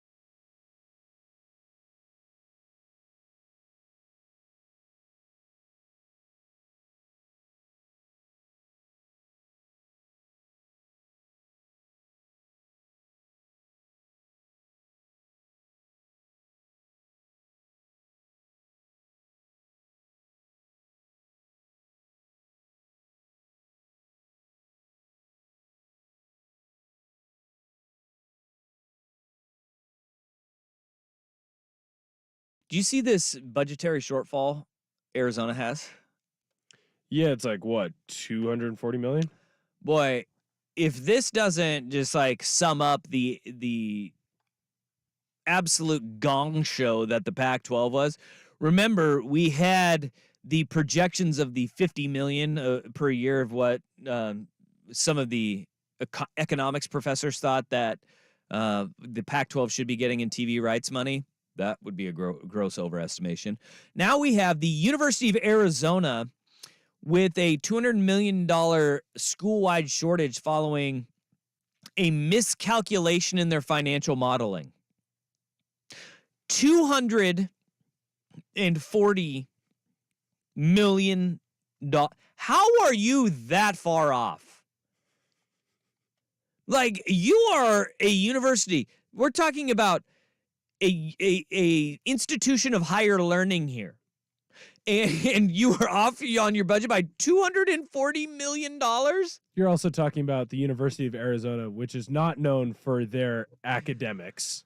Yeah. They're more known for their sororities. Yep. And now what we're looking at is the operating budget is about $100 million a year. And this is university-wide, okay? This isn't just athletics, okay? This isn't like they were like, hey, we thought we were going to have $240 million for athletics. No. But this is where it affects the athletics, though, of Arizona, is that when your budget is $100 million and $40 million of that comes from the school's Pac-12 agreement, and you have $30 million from ticket sales, and then you have what that'd leave you with about $30 million, and the rest of it is coming from outside sources, right? So the athletic department was loaned $55 million that they need to pay back to the university due to COVID. And so right now what you have is this massive shortfall, not just in the athletic department's fundings, because you are trying to pay back the university for your loan that you took out from the university. You have the university is now strapped for cash and saying, we need money and you're not getting anything else from us. So you're on your own. You're moving to the Big 12. And this is why it's so important that the other Pac-10, the Pac-12 schools, the 10 outside of the Pac-2, they're like, wait a minute, whoa. If Oregon State and Washington State are in charge of all the money and they kind of screw us, that'd be terrible if we have no voting rights, right? I mean, they need every cent that they can possibly get because they're in a horrific financial situation here. California is also, Cal is in a horrible financial situation right now. They have been running at a deficit for years. So hasn't UCLA too? Yeah, UCLA not quite as bad anymore, but it's not good there. Washington, like we think of even the healthy athletic departments in the Pac-12. Washington was running at an $8 million deficit this past year. Like, it's not rosy up there in Seattle either. It's really hard. And, like, I give Oregon State a ton of credit for this. When the Pac-12 was formed and everybody went spending, Bob DeCarlis said, no, we need to pay off our debts before we do anything else. Mm-hmm. And they made sure that Oregon State, and this is Bob DeCarlis doing this, was very smart with the financials of Oregon State to where they weren't pulling in Arizona and overspending. They made sure that they were good, and then we saw they were in a far better place to finish the other side of Reeser, upgrade all of their other facilities, and they did it very responsibly at Oregon State. Very responsibly at Oregon State. Now, in 10 years, we may look at it and be like, God, that was stupid. But as of right now, like the way that they saw everything that was behind them, they didn't look too far into the future and say, we're going to bank on money that's not there. A lot of the schools in the Pac-12 banked on money that wasn't there and wasn't going to be there. And Arizona's in a tough spot right now. They need that Big 12 money. And then now you see also why a lot of these schools were so willing to jump ship on the Pac-12. And so quickly. Because they needed money and they needed guarantees of it. They didn't like the Pac-12 saying, well, if we get this many subscribers, we can jump up this many $1 million. Like, we can't go on those. ifs and buts. We Mhm. need guarantees on what money is going to be coming this way. And that's why the linear deals that the Big 12 offered had a lot more stability to them. That's why you have, Colorado the first to go, Arizona, and the Arizona schools jumped so quickly afterwards. And that's why Michael Crow, the Arizona State president, who I thought was talking out of both sides of his mouth the entire time during the old Pac-12 falling apart. Well, there's kind of a reason why he was as reluctant to jump as Arizona was. It's because of the fact that Arizona knew that this was coming. Like they were like, this ain't gonna be good. We need money and we need it now. They're talking about cutting like athletic programs. Yeah, they have 23 varsity teams, and that can be an issue because You have to stay Title IX compliant, so you're gonna have to cut an equal I male-female amount of teams. And I think I read that the Big 12 offers 17, so that's six. They have 6 more athletic programs currently than the Big 12 has even offered sports. So what they'll have to do is like we see this in wrestling, right? Like Boise State was in the Pac-12 for wrestling for years. Oh yeah. You have these partial memberships where they don't offer our sports. So what do? You go and you join another league just for a singular sport. But if it's coming down to it, and Arizona's sitting there and going, all right, look, we're at this deficit. We have no other choice. We're just going to lop those off and not join another conference. Then those sports just die. They're gone. Yeah. They're going. I mean, Boise State. You just brought them up for wrestling. They just did this with baseball. Yeah. They lopped it off. They were like, we're not going to deal with it anymore. Well, they need new accountants there. I think that's where you start. Or they just need. Could you imagine being the person responsible for that? You're like, hey, yo, well, it's the president. I was off by $240 million. Well, but here's the thing. It's the president because they thought they were going to get more money than they ever got. Yeah. And they were like, we're going to take care of it. This is why you don't spend Not what you just don't from have. the Pac-12, by the way. This is the university. Yes, but this is why I don't have a credit card. That's why you shouldn't. That's why most people shouldn't. Right. I don't want to spend more money than I have. What do you mean? Like I spend money that eventually I will get later? Well, what if something worse happens and I need that money for that? Yep. Or what if I don't get that money? Yeah. You need to be able to have the ability to afford to either pay the entire thing off every month or massive chunks of it every month. Just use your debit card. That's right. Money you have. It's better than money that you think you have. Mm-hmm. All right. Hour number 3. Could we see some trouble up north? That the college football playoff rankings will come out again. And where we start, hour number 3, 3 up, 3 down, 3 things we liked and disliked from the weekend of the NFL. Danny and Dusty, an Ortner and Dusty edition on the Fan.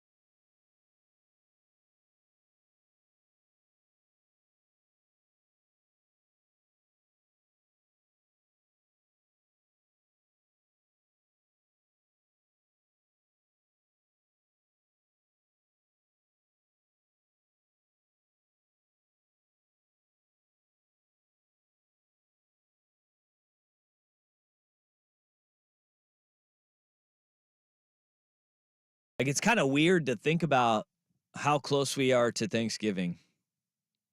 You know? You big Thanksgiving guy? Big Really? Thanksgiving guy. Huge Thanksgiving guy. Interesting. Love Thanksgiving. It's always been a big deal in our home.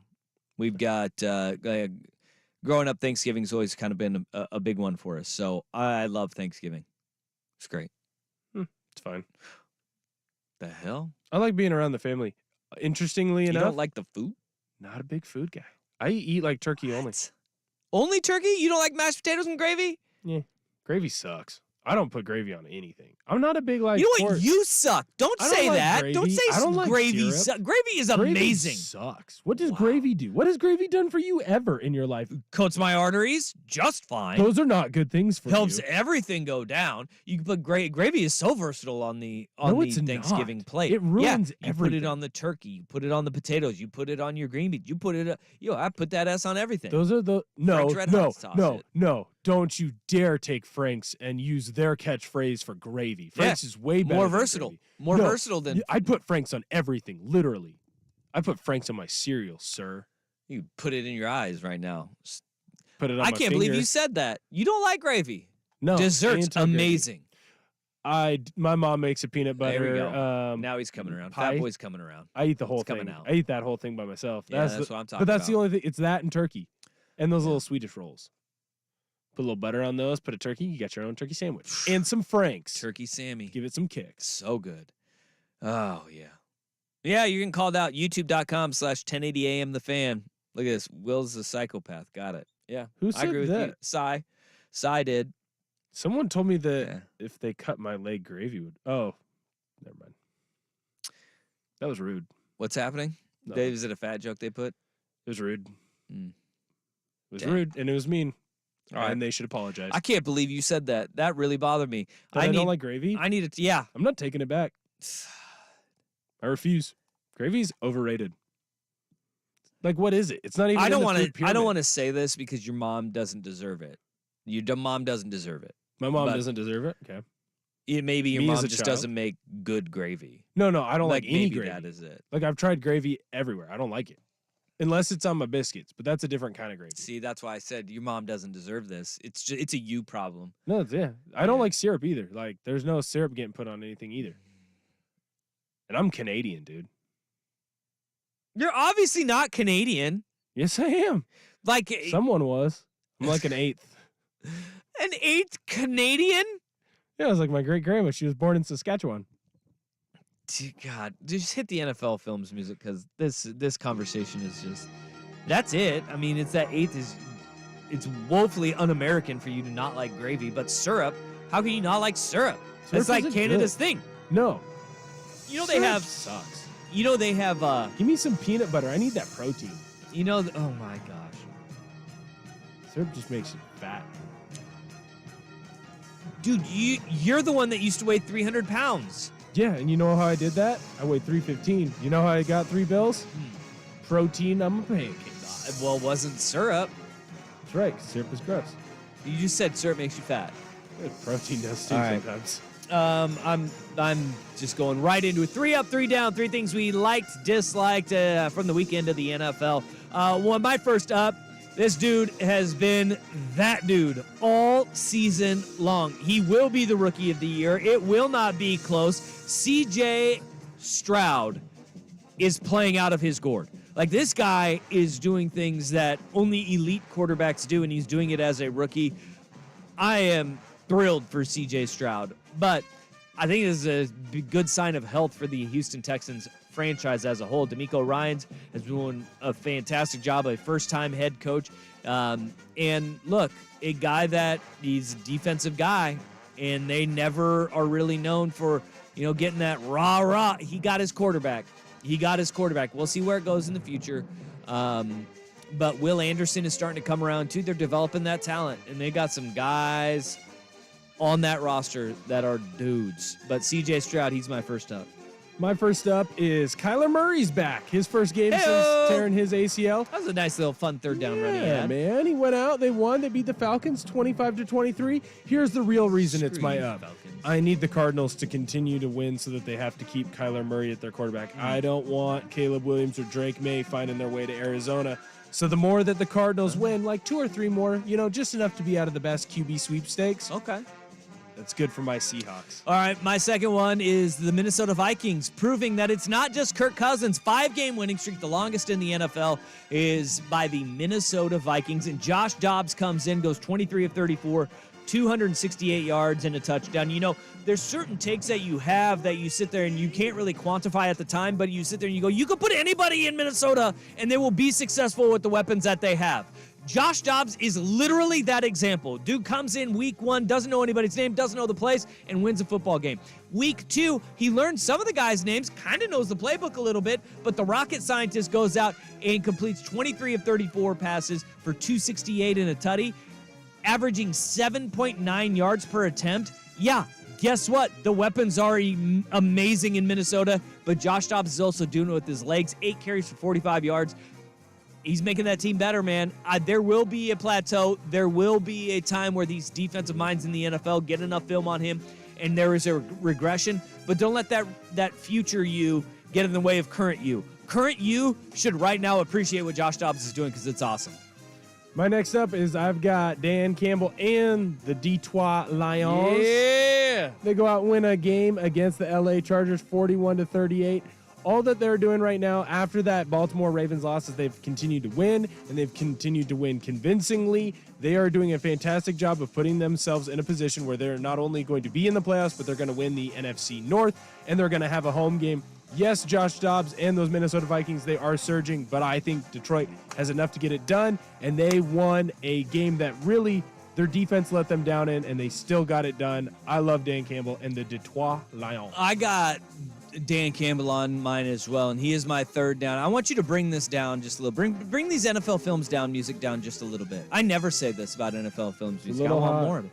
Just a little bit down. Bring it down a little bit. Bring it down a little bit because I want you to hear what Dan Campbell had to say.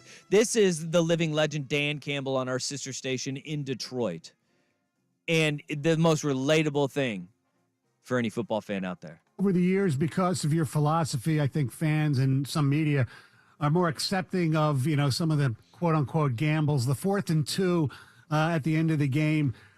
Obviously, we know the reason why, and it certainly makes sense. How much of that, though, was also dictated because, the defense, whether it's their fault or the Chargers being great, had 5 straight drives where you couldn't stop them? Yeah, look, things always happen in a game that's going to affect your decisions. It just does. But I had a feeling going into that game we needed to be aggressive, and I loved our matchup offensively, and I just knew our guys would respond, and so it certainly in that moment it felt like the right thing to do. And look, here's what I would say because I tell my family this: just wear a diaper before some of these games, and I'll give them an alert, say, put them on, and be ready to roll. Yes, that's with our sister station in Detroit, Stoney and Jensen with Heather. I love this. You know what? I can get behind a coach whose mantra is wear a diaper. Yeah, put it on because you may ess your pants in the event you're watching a Lions football game. I love the Detroit Lions. I love everything about what the Lions are doing right now. Put it on. Sorry. They are my final up because they are not just leading the division. They got a 2-game lead in that division over the Minnesota Vikings. Hey, good for them. They get the final up. My final up, Tyson Bagent. Why? Oh. Because everyone was attacking the D2 quarterback for his last 5 games, having to play Colorado Mines. Oh, weird. The D2 guy is standing for the D2 QB. Colorado Mines is the #1 team in the country right now, and they're in my region. They're in the Central Washington region. It's a good team. They're fantastic. How dare anyone try and attack Tyson Bagent for doing anything other than going in and winning football games. He has 2 wins this year for the Bears. Yeah. That's more than Justin Fields. D2 all the way. Go Shepherd. All right. Go Shepherd. Go Cats. By the way, Colorado School of Mines has a great logo. It's a donkey with a stick of dynamite in his mouth. Yeah, I think it's a cool logo. I think they're the asses? No, they're not. They're definitely not. They're the miners, dude. Why would they have a donkey then? The South Dakota School of Mines has a great mascot. You know what theirs is? They're the Hard Rockers. I did. That's a right. Good one. The Hard Rockers. All right. My first down goes to the AFC least. The AFC East is absolutely garbage right now. Every single team in that division is on a losing streak. They are the only division in football that can say that. You got a 1-game losing streak or losing skid for the Dolphins, 2 for the Jets and Bills, and 3 for the New England Patriots. Bigger fraud than Lance Armstrong. The AFC East is not living up to the hype, and it was hard to live up to the hype because we thought it was going to be, a heavyweight fight to the end for the AFC East. It's anything but. Yeah, my first down here is for the Bengals. You could not lose this game to the Texans. Are the Texans good? Are they frisky? Yeah. Yes, but now you were in the 7th seed. You already started off your year so poorly. You lost, your first 3 games in a row? You were 1-3 at one point, 1-4. You cannot drop this game here to the Texans. You had to win. And to go out and absolutely lay an egg in the first half where you did nothing. I know T. Higgins is out, but you need to do better. You need to win better.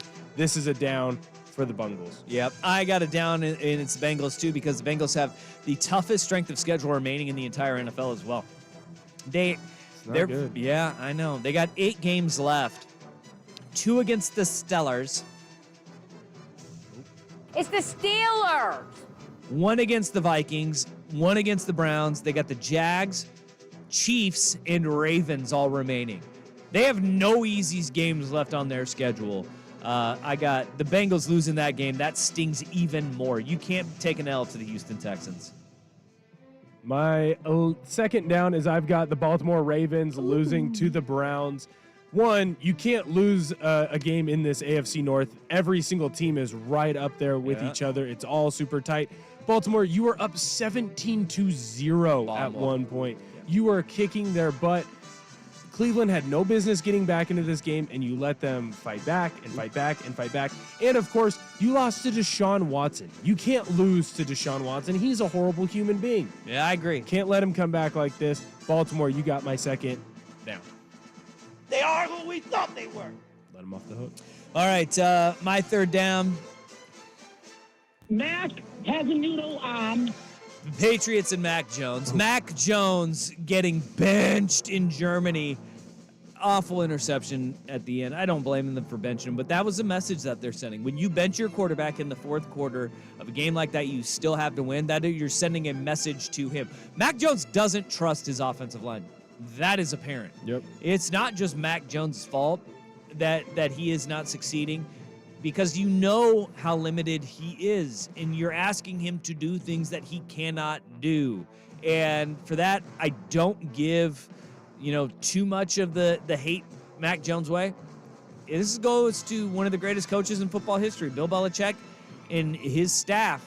They have got to figure this thing out, because they're not surrounding Mac Jones with what he needs to be successful. And they're not, from a play calling standpoint, Bill O'Brien is calling like he has Tom Brady back there. No, he doesn't. He has Mac Jones, and you can't play football the same way. That's it. Yeah, it's not working. My last down is I've got the New York Football Giants. Got absolutely bludgeoned by the Cowboys. They had, Tony DeVito or whatever his name is? Tommy. Tommy, thank you. Tommy DeVito looks atrocious. His parents are the funniest family that I've ever seen. The fact that they were all out there at the game celebrating. Tommy DeVito? Is Danny DeVito in his family? No, it's not. Oh, wow. Unless it's like a long-lost cousin or something along those lines. But look, the Giants are done. It's very clear they all hate each other. They don't want to be there. They had such promise after last year. I mean, shoot, you even won a playoff game on the road. Everyone thought, hey, maybe you'll play the Eagles tough. You kind of did there as well. You've just regressed the entire way back. They are my last down.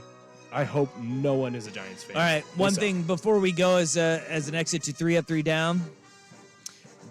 The NFL record for most games in 1 week decided by one score, according to ESPN Stats and Info and Elias Sports Bureau, was 3. Ooh. Yesterday, with the game-winning field goal by the Denver Broncos, that made it 6. They doubled it up. Wow. They doubled it up. So, for a final up, Nice job, you kicker!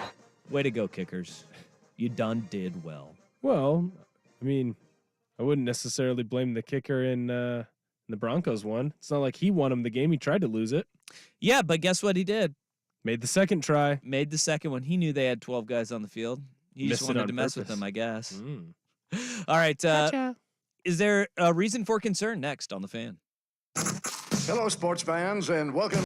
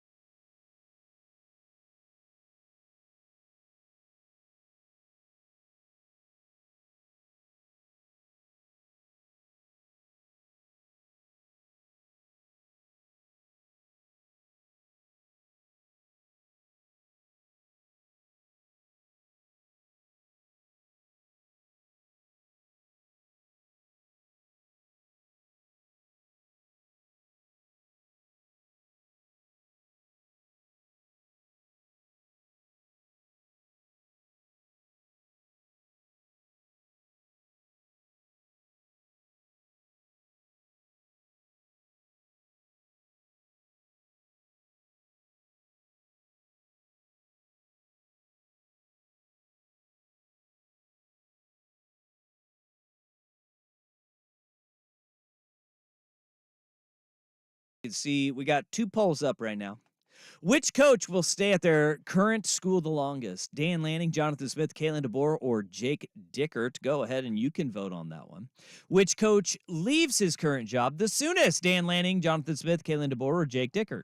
Currently, the coach that will stay the longest, leading the pack, probably skewed for a station that is your home of the Ducks, which you can hear Oregon and Arizona State play on Wednesday. Never admit on your Saturday, bias. 1 Never. o'clock. Dan Lanning at 57% of the vote, because I think you get the full-throated, I am going to stay at Oregon. I have a lot to accomplish at Oregon, and I am not going to even dance around the idea that I'm interested in Texas A&M. We played that audio earlier in the show, and we talked about that. He is leading the way. Jonathan Smith at 32.3% of the vote. Kalen DeBoer is really low, I think. Washington's coach, 6.6%, and then Jake Dickert at the bottom, 3.7%. I think that may be performance-based, 6 straight losses. Yeah, I was going to say Cougs. the favorite I would think for me on who would be out first isn't necessarily their choice. Okay. Well, we'll get to that poll in a minute, though, on who's leaving first. But who's going to stay the longest? I think it's interesting, Smith being at number 2, because he is an Oregon State guy. He understands that program. He loves that Oregon State program.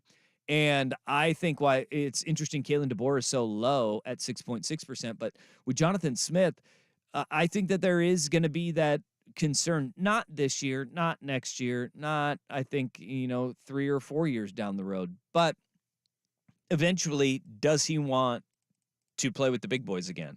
Because you have to see kind of where you land. And if, Oregon State and Washington State do end up in the Mountain West, and this is not to say that like they won't have a great program in the Mountain West, because they will. And they will have a seat at the table for the college football playoff if the Mountain West, if you win the Mountain West and you're the highest ranked group of 5 team. Like, that's the truth. And their starting point, their launching point is so far ahead of everybody else, because look at the AP poll. They're the 10th ranked team in the country, for God's sakes. He's doing an amazing job there, right? But will somebody come along that has an unlimited amount of money and the allure of, all right, does he ever want to go to the Big Ten SEC? I don't know. I could see Jonathan Smith staying at Oregon State forever, though. I think there's really good here in the state of Oregon. You got guys who want to put their roots down here, and that is a real thing.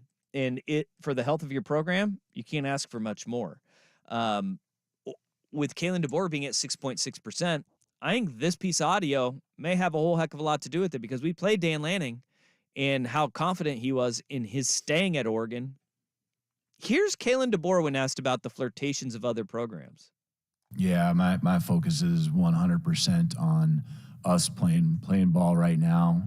I heard the same question asked to Ryan Grubb, just now about opportunities, and I think that's what I really appreciate about our staff, and it starts with me, just being completely focused. And when it comes to a contract piece, things like that, I'll just make sure it's known that Troy has done a great job of trying to and doing it, approaching me and working together to try to make sure that continuity exists here at UW, and that doesn't just happen overnight, but those efforts are certainly being made, and I'm appreciative of that. Boy, that feels a lot different than how you heard Dan Lanning address the same topic. And look, that's not to say that Kalen DeBoer has any plans to go anywhere, but you hear him mention Troy. Troy Dannon is the new AD at UW. He was hired just a couple of days before Oregon played University of Washington up in Seattle. Comes from Tulane, and Jen Cohen, who was the gal that hired DeBoer, she's now at USC, right? And so the person that brought you in isn't the same person that is your boss now. And he's talking about, like, hey, he's trying to build that continuity. He's appreciative of it. And that should not be glossed over and just kind of dismissed. That DeBoer is saying, like, hey, it's not built overnight. And I had that trust and I had that relationship with Jen Cohen. And she did a phenomenal job. That's the reason why USC hired her, for goodness sakes. But that is not like the rallying cry, yeah, that Oregon fan was feeling after the Dan Lanning addressed a very similar question to him. Right. Well, I think you see the duality of coaches. You see a coach that doesn't want to leave and likes the situation that they're in. And right now there isn't a job opening or even talk of a job possibly being open later on that would interest one coach. And you see another coach that's going, well, hey, the grass might be greener somewhere else, so I'm not going to say unequivocally no, just in case this other thing opens up. but I'm going to kind of dance around it so that way my fan base can pick something out and go, oh, yeah, see, he's not leaving because he said this. And UW would love to extend Kalen DeBoer. They're going to try. And look, last year before the Apple Cup, they even did, right? Because he was on like that prove it contract. You come up for Fresno State, how are you going to do? They obviously loved what he did last year, and they love what he's doing this year. Now that they got the security of the Big Ten and the Big Ten money, like this is what it comes down to, is if you want to show Kalen DeBoer that you are behind him, you got to pay him. And like, this is why A&M's got a lot of security behind them. They're paying, $75 million for a guy to go away. They're going to pay for their next head coach too. Like, they're not afraid to throw that money around and make sure that they get a guy in. We talked about this with the Arizona thing. Arizona has a budgetary shortfall. UW ran at $8 million shortfall in their budget last year. Okay? Like, it's they're going to have to pony up that money, not just to keep Kalen DeBoer, but to keep the staff too and show that security, not just to him, because DeBoer, I like what he is building at UW. I like the way that he has come up through the coaching ranks, in the kind of the coach that he is. He's, by all accounts, a good dude too, and he wants to take care of his assistants. And that's like with all of these head coaches, that's the dirty little secret. Take care of your assistant coaches so they don't have to leave. Because your head coach, you're only as good as the guys that you surround yourself with. And that's in recruiting, that's in talent development, that's in relationship building with the players on your roster too. A head coach, he doesn't have the relationship with players that you think he does. The head coach, it's your position coach, man. Your head coach is in charge of a lot of BS in a program. And when you have a head coach that can connect with those players without having the day-to-day relationships, though, that's when you know you got a special one.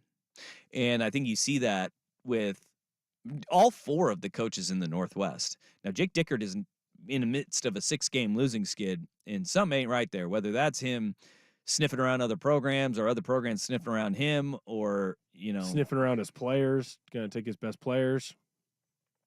There's something going on there. And it's not good. And I feel for Coug fans because he came out with a bang, man. And he beat Wisconsin twice. Yeah. And he beat Oregon State, a team that will be top 10 at some point. And the wheels fell off. But I know there is a section of UW fans that are panicking around the DeBoer audio. And you just contrast it with what Dan Lanning said and how Dan Lanning said it yesterday. Dan Lanning has that security, though. He's got that money commensurate with what he is producing on the field. His staff is doing really well and financially and being compensated appropriately. And look, DeBoer just wants that for him and his guys too, right? Mm-hmm. I wouldn't be panicked. I think you've got a good one up in Seattle, and $8 million, $7 million, whatever the going rate for coaches is going to be moving forward.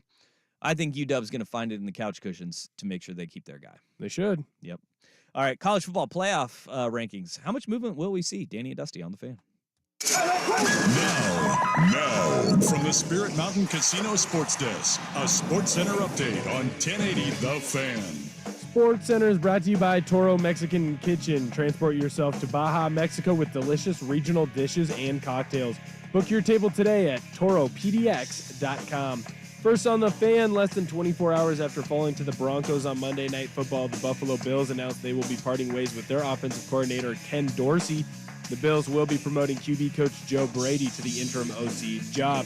The Dallas Cowboys announced that linebacker Leighton Vander Esch, his season is over because of a neck injury he suffered back in October. Vander Esch was eligible to return this week from the injured reserve, but he's still having lingering symptoms from his original injury, and that's going to keep him out. The Blazers are back in action tonight on the road in Utah, taking on the Jazz for another NBA in-season tournament group game. No Scoot Henderson, Anthony Simons, or Malcolm Brogdon. They're all still out with injuries for Portland. Utah is favored by 5.5, tip-off scheduled for 6. No Steph Curry tonight for the Warriors. He's out with a right knee soreness. Golden State takes on the Timberwolves in their NBA in-season tournament game in Minnesota. The college football playoff rankings will be released tonight around 6 p.m. The top 8 teams won their games, so there shouldn't be too much movement for the top 4 playoff spots. But the Oregon State Beavers were sitting at 12th. Number 9 and number 10 both lost this weekend, so will the Beavers move up into that 10th spot? We shall see at 6. More sports scores and stories in 30 minutes. I'm Will Ortner from the Spirit Mountain Casino Sports Desk. Spirit Mountain Casino brings you big games on big screens with big-time sports betting action. Learn more at spiritmountain.com. The Odyssey app is your new audio home for all the music, news, sports, podcasts, and of course, your home for 1080 The Fan. Now, Martha.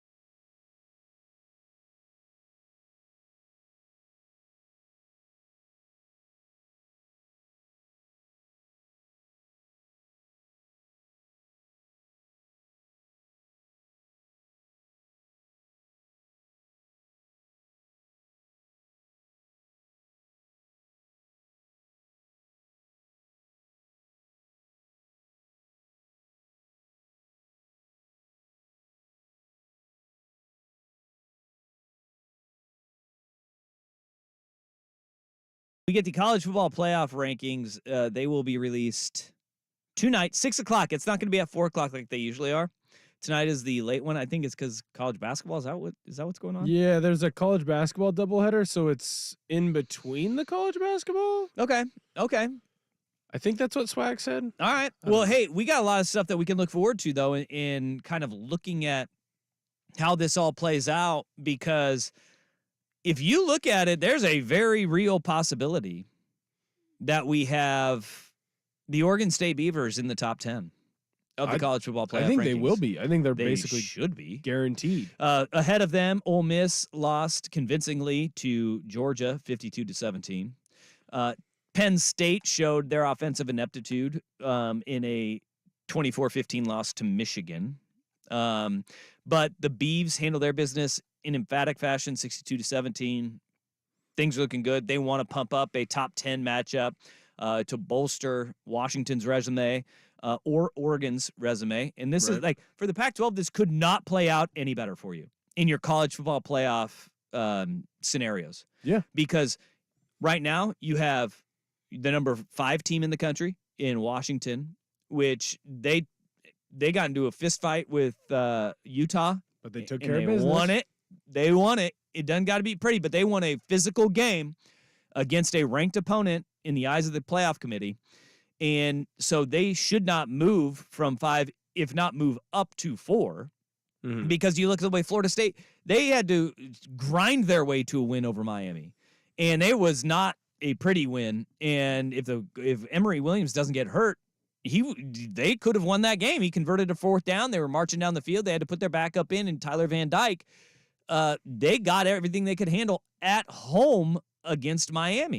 Right. So, I mean, I could see UW moving up to 4, and a win over Oregon State at top 10 could bolster them. And then you have, if Oregon State is the 10th ranked team in the country and then they beat UW, then you have a matchup with Oregon coming up the next week. Like, it's perfect scenario for the Pac-12.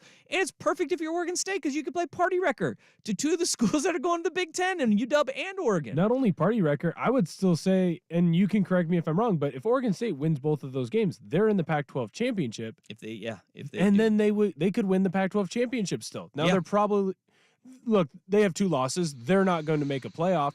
But that's about as perfect of a season as you can get at the very end. Yeah. You have your final 2 weeks where you get to knock off the 2 teams that left you for dead, that literally broke up your conference, the last 2 teams. You can go out and beat them. But then if you're Oregon, and I mean, best case scenario for Oregon is probably Oregon State beating UW. Yeah. Because then if you beat Oregon State, then you go and avenge your loss to UW in the Pac-12 championship game. You've now beat 2 top 10 teams, because they would both be in the top 10 at that point. Yep. Be huge. So it's good. I mean, I don't see Oregon really budging from number 6, but again, this could be, do style points matter? If it's game control, and what the committee has said that they do value, game control in USC, the final score was not indicative of how Oregon was in control of that ball game. But it was an unranked opponent at home.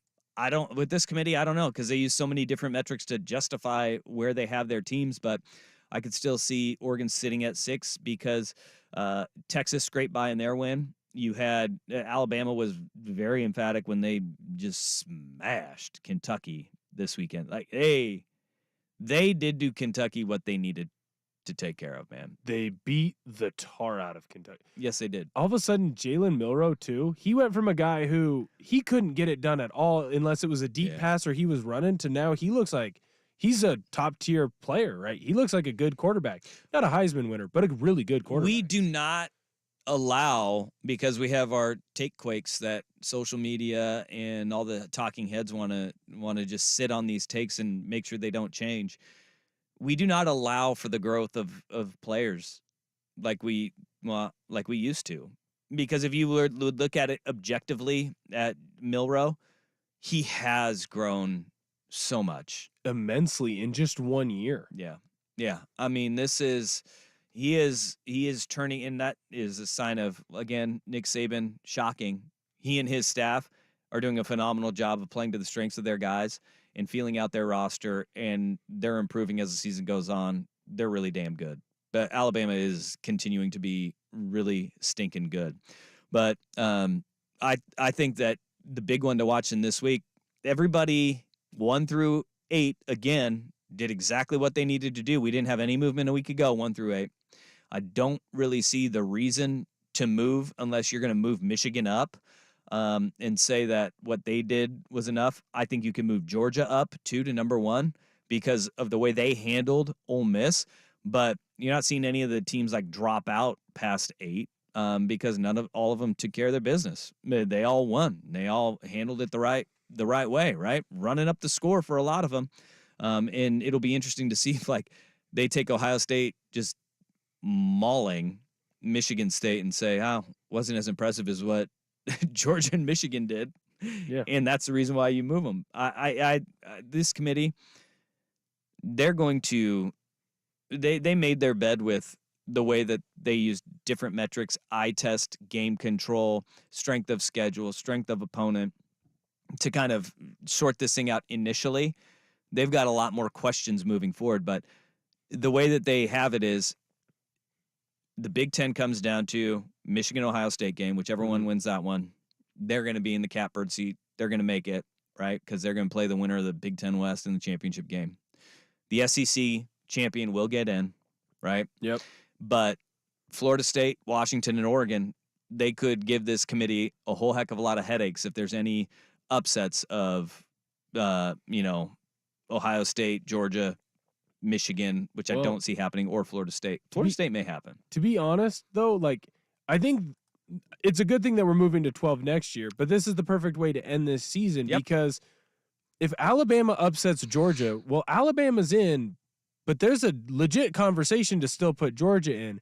If Ohio State loses to Michigan, but they lose by a last-second field goal where it's a back-and-forth game, Ohio State's got a really darn good resume. UW, Oregon, you have a bunch of teams. Texas, they have one loss. Yeah. There are a bunch of teams where it's going to be nitty-gritty, and there is a doomsday scenario where every team basically ends up with one loss. Yeah. And I don't envy the committee trying to get everyone in because 1 or 2 teams are going to get left out that really deserve and most seasons would be in the playoff. This text says Arizona holds a tiebreaker over the Beavs because they're both 2-loss teams and they hold the head-to-head. They got to beat in Utah. That one.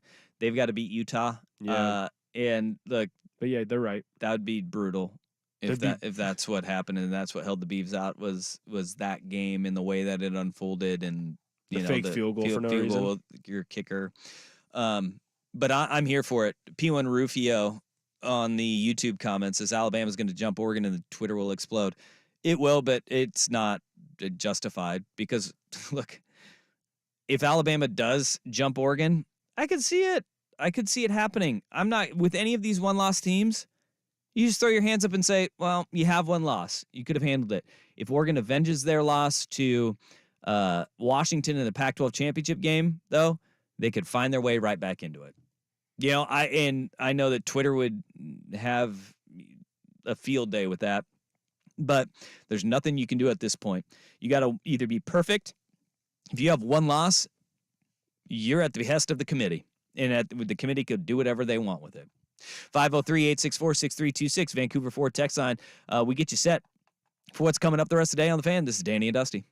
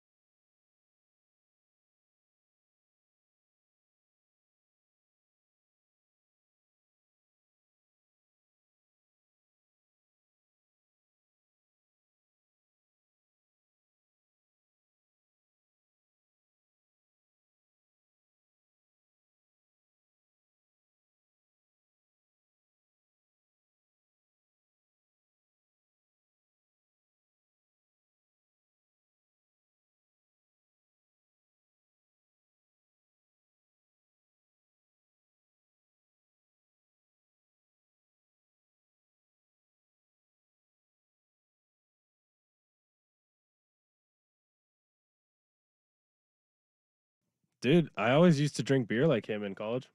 That's the least surprising thing after what we've heard today. Hey, dude, every 316 on Stone Cold Day. Bam.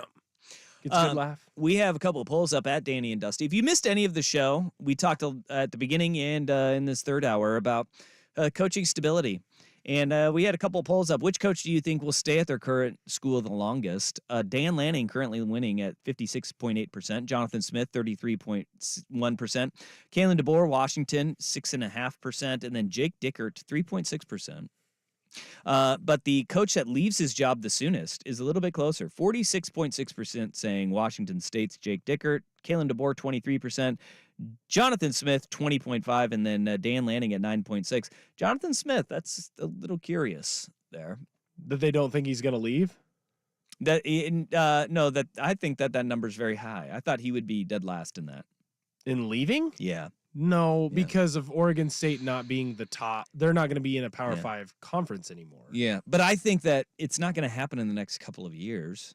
He has a commitment to that school, man, and he has something really good going there. He's got some really good going there. But you can go ahead and vote on that. I understand Dickert at leading the way. 6-game losing streak will do that to your fan base. Right. Well, and he's already made it clear that he wants to be in other places. A lot of those places he wants to be, they have job openings. Also, his team kind of sucks right now. Gosh, yeah. If you want to be harsh about it, yeah. I love the Cougs. I love the Cougs. Hey, look, I love the Cougs too, but right now, what he's doing to their football team. Yeah. All right. If you missed any of the show, check it out. Service Patriots podcast at 1080thefan.com or right there in the Odyssey app. Service Patriots, your home comfort solution for all your heating and air conditioning needs. Check out the latest special offers for our listeners at servicepatriots.com/thefan. I wanted to hit on something. Small college football is near and dear to my heart because not only did I play at a small college because I wasn't good enough to play at a big college. #same. #same. But I grew up in small college football. My dad was a coach at Portland State when they were D2, Pacific out in Forest Grove, and then Lewis and Clark College for a lot of years. And I grew up in those locker rooms. So like NAIA, D3, D2 football is near and dear to my heart. And so I like to give congrats where it is due to those programs. Because we had the playoff brackets announced for the small colleges. That's right. I did watch the selection show. My Central Washington Wildcats, go Cats. They're taking on Western Colorado this weekend over in Western Colorado. Yeah, where is that? Do you know where that is? It's on a mountain. Okay. It's on a mountain in the Rockies, and Austin Eckler went there, and they're the Pioneers. Oh, that's what you know about we them. wanted to play them my last year, but the NCAA was like, it's cheaper for us to send you, because you fly charter. Yeah. It was cheaper for them to send us to play Northwest Missouri State and send some Kansas team to go play Colorado. Well, Central Washington is in it. We've talked about Go Cats. The guys that are around here from locally. Torgy, their defensive coordinator from Oregon City. They have a safety. They have a safety from Aloha named Tanner Volk. That kid is going to be an All-American. He's got 10 interceptions this season. Hey, how about that? Stud. And that's the other thing that's cool about it, too, is you get a lot of these local guys that we know that play around here ended up at that. But Whitworth made it in the D3 bracket, and I hate Linfield. I have been very clear about that. I've never beat Linfield in my life. They got hosed. They should have been. They lost one game, man. They lost one game. 28-24 to Whitworth, and they didn't get in. So it's unfortunate. I will never say this, but roll Cats for that reason and that reason only. Cat dumb. They got a great program. They have a great Hawkinson corner out there. Shout out Kenyon Johnson. Look at that. I never would have assumed that. But all right. College football playoff rankings come out tonight, 6 o'clock. Make sure you got your eyes on that. Up next, you got 4 hours of power from their mouths to your ears. It's prime time with Isaac and Sook. Sook is back. He's in the building, baby. Ortner, thank you for coming and sitting in today. Thanks for having me, man. We had 2 out, migraines and hammies, keeping people out today. But we'll be back tomorrow from noon to 3, hopefully a full show. Have a great Tuesday. See you Wednesday from noon to 3 right here on The Fan.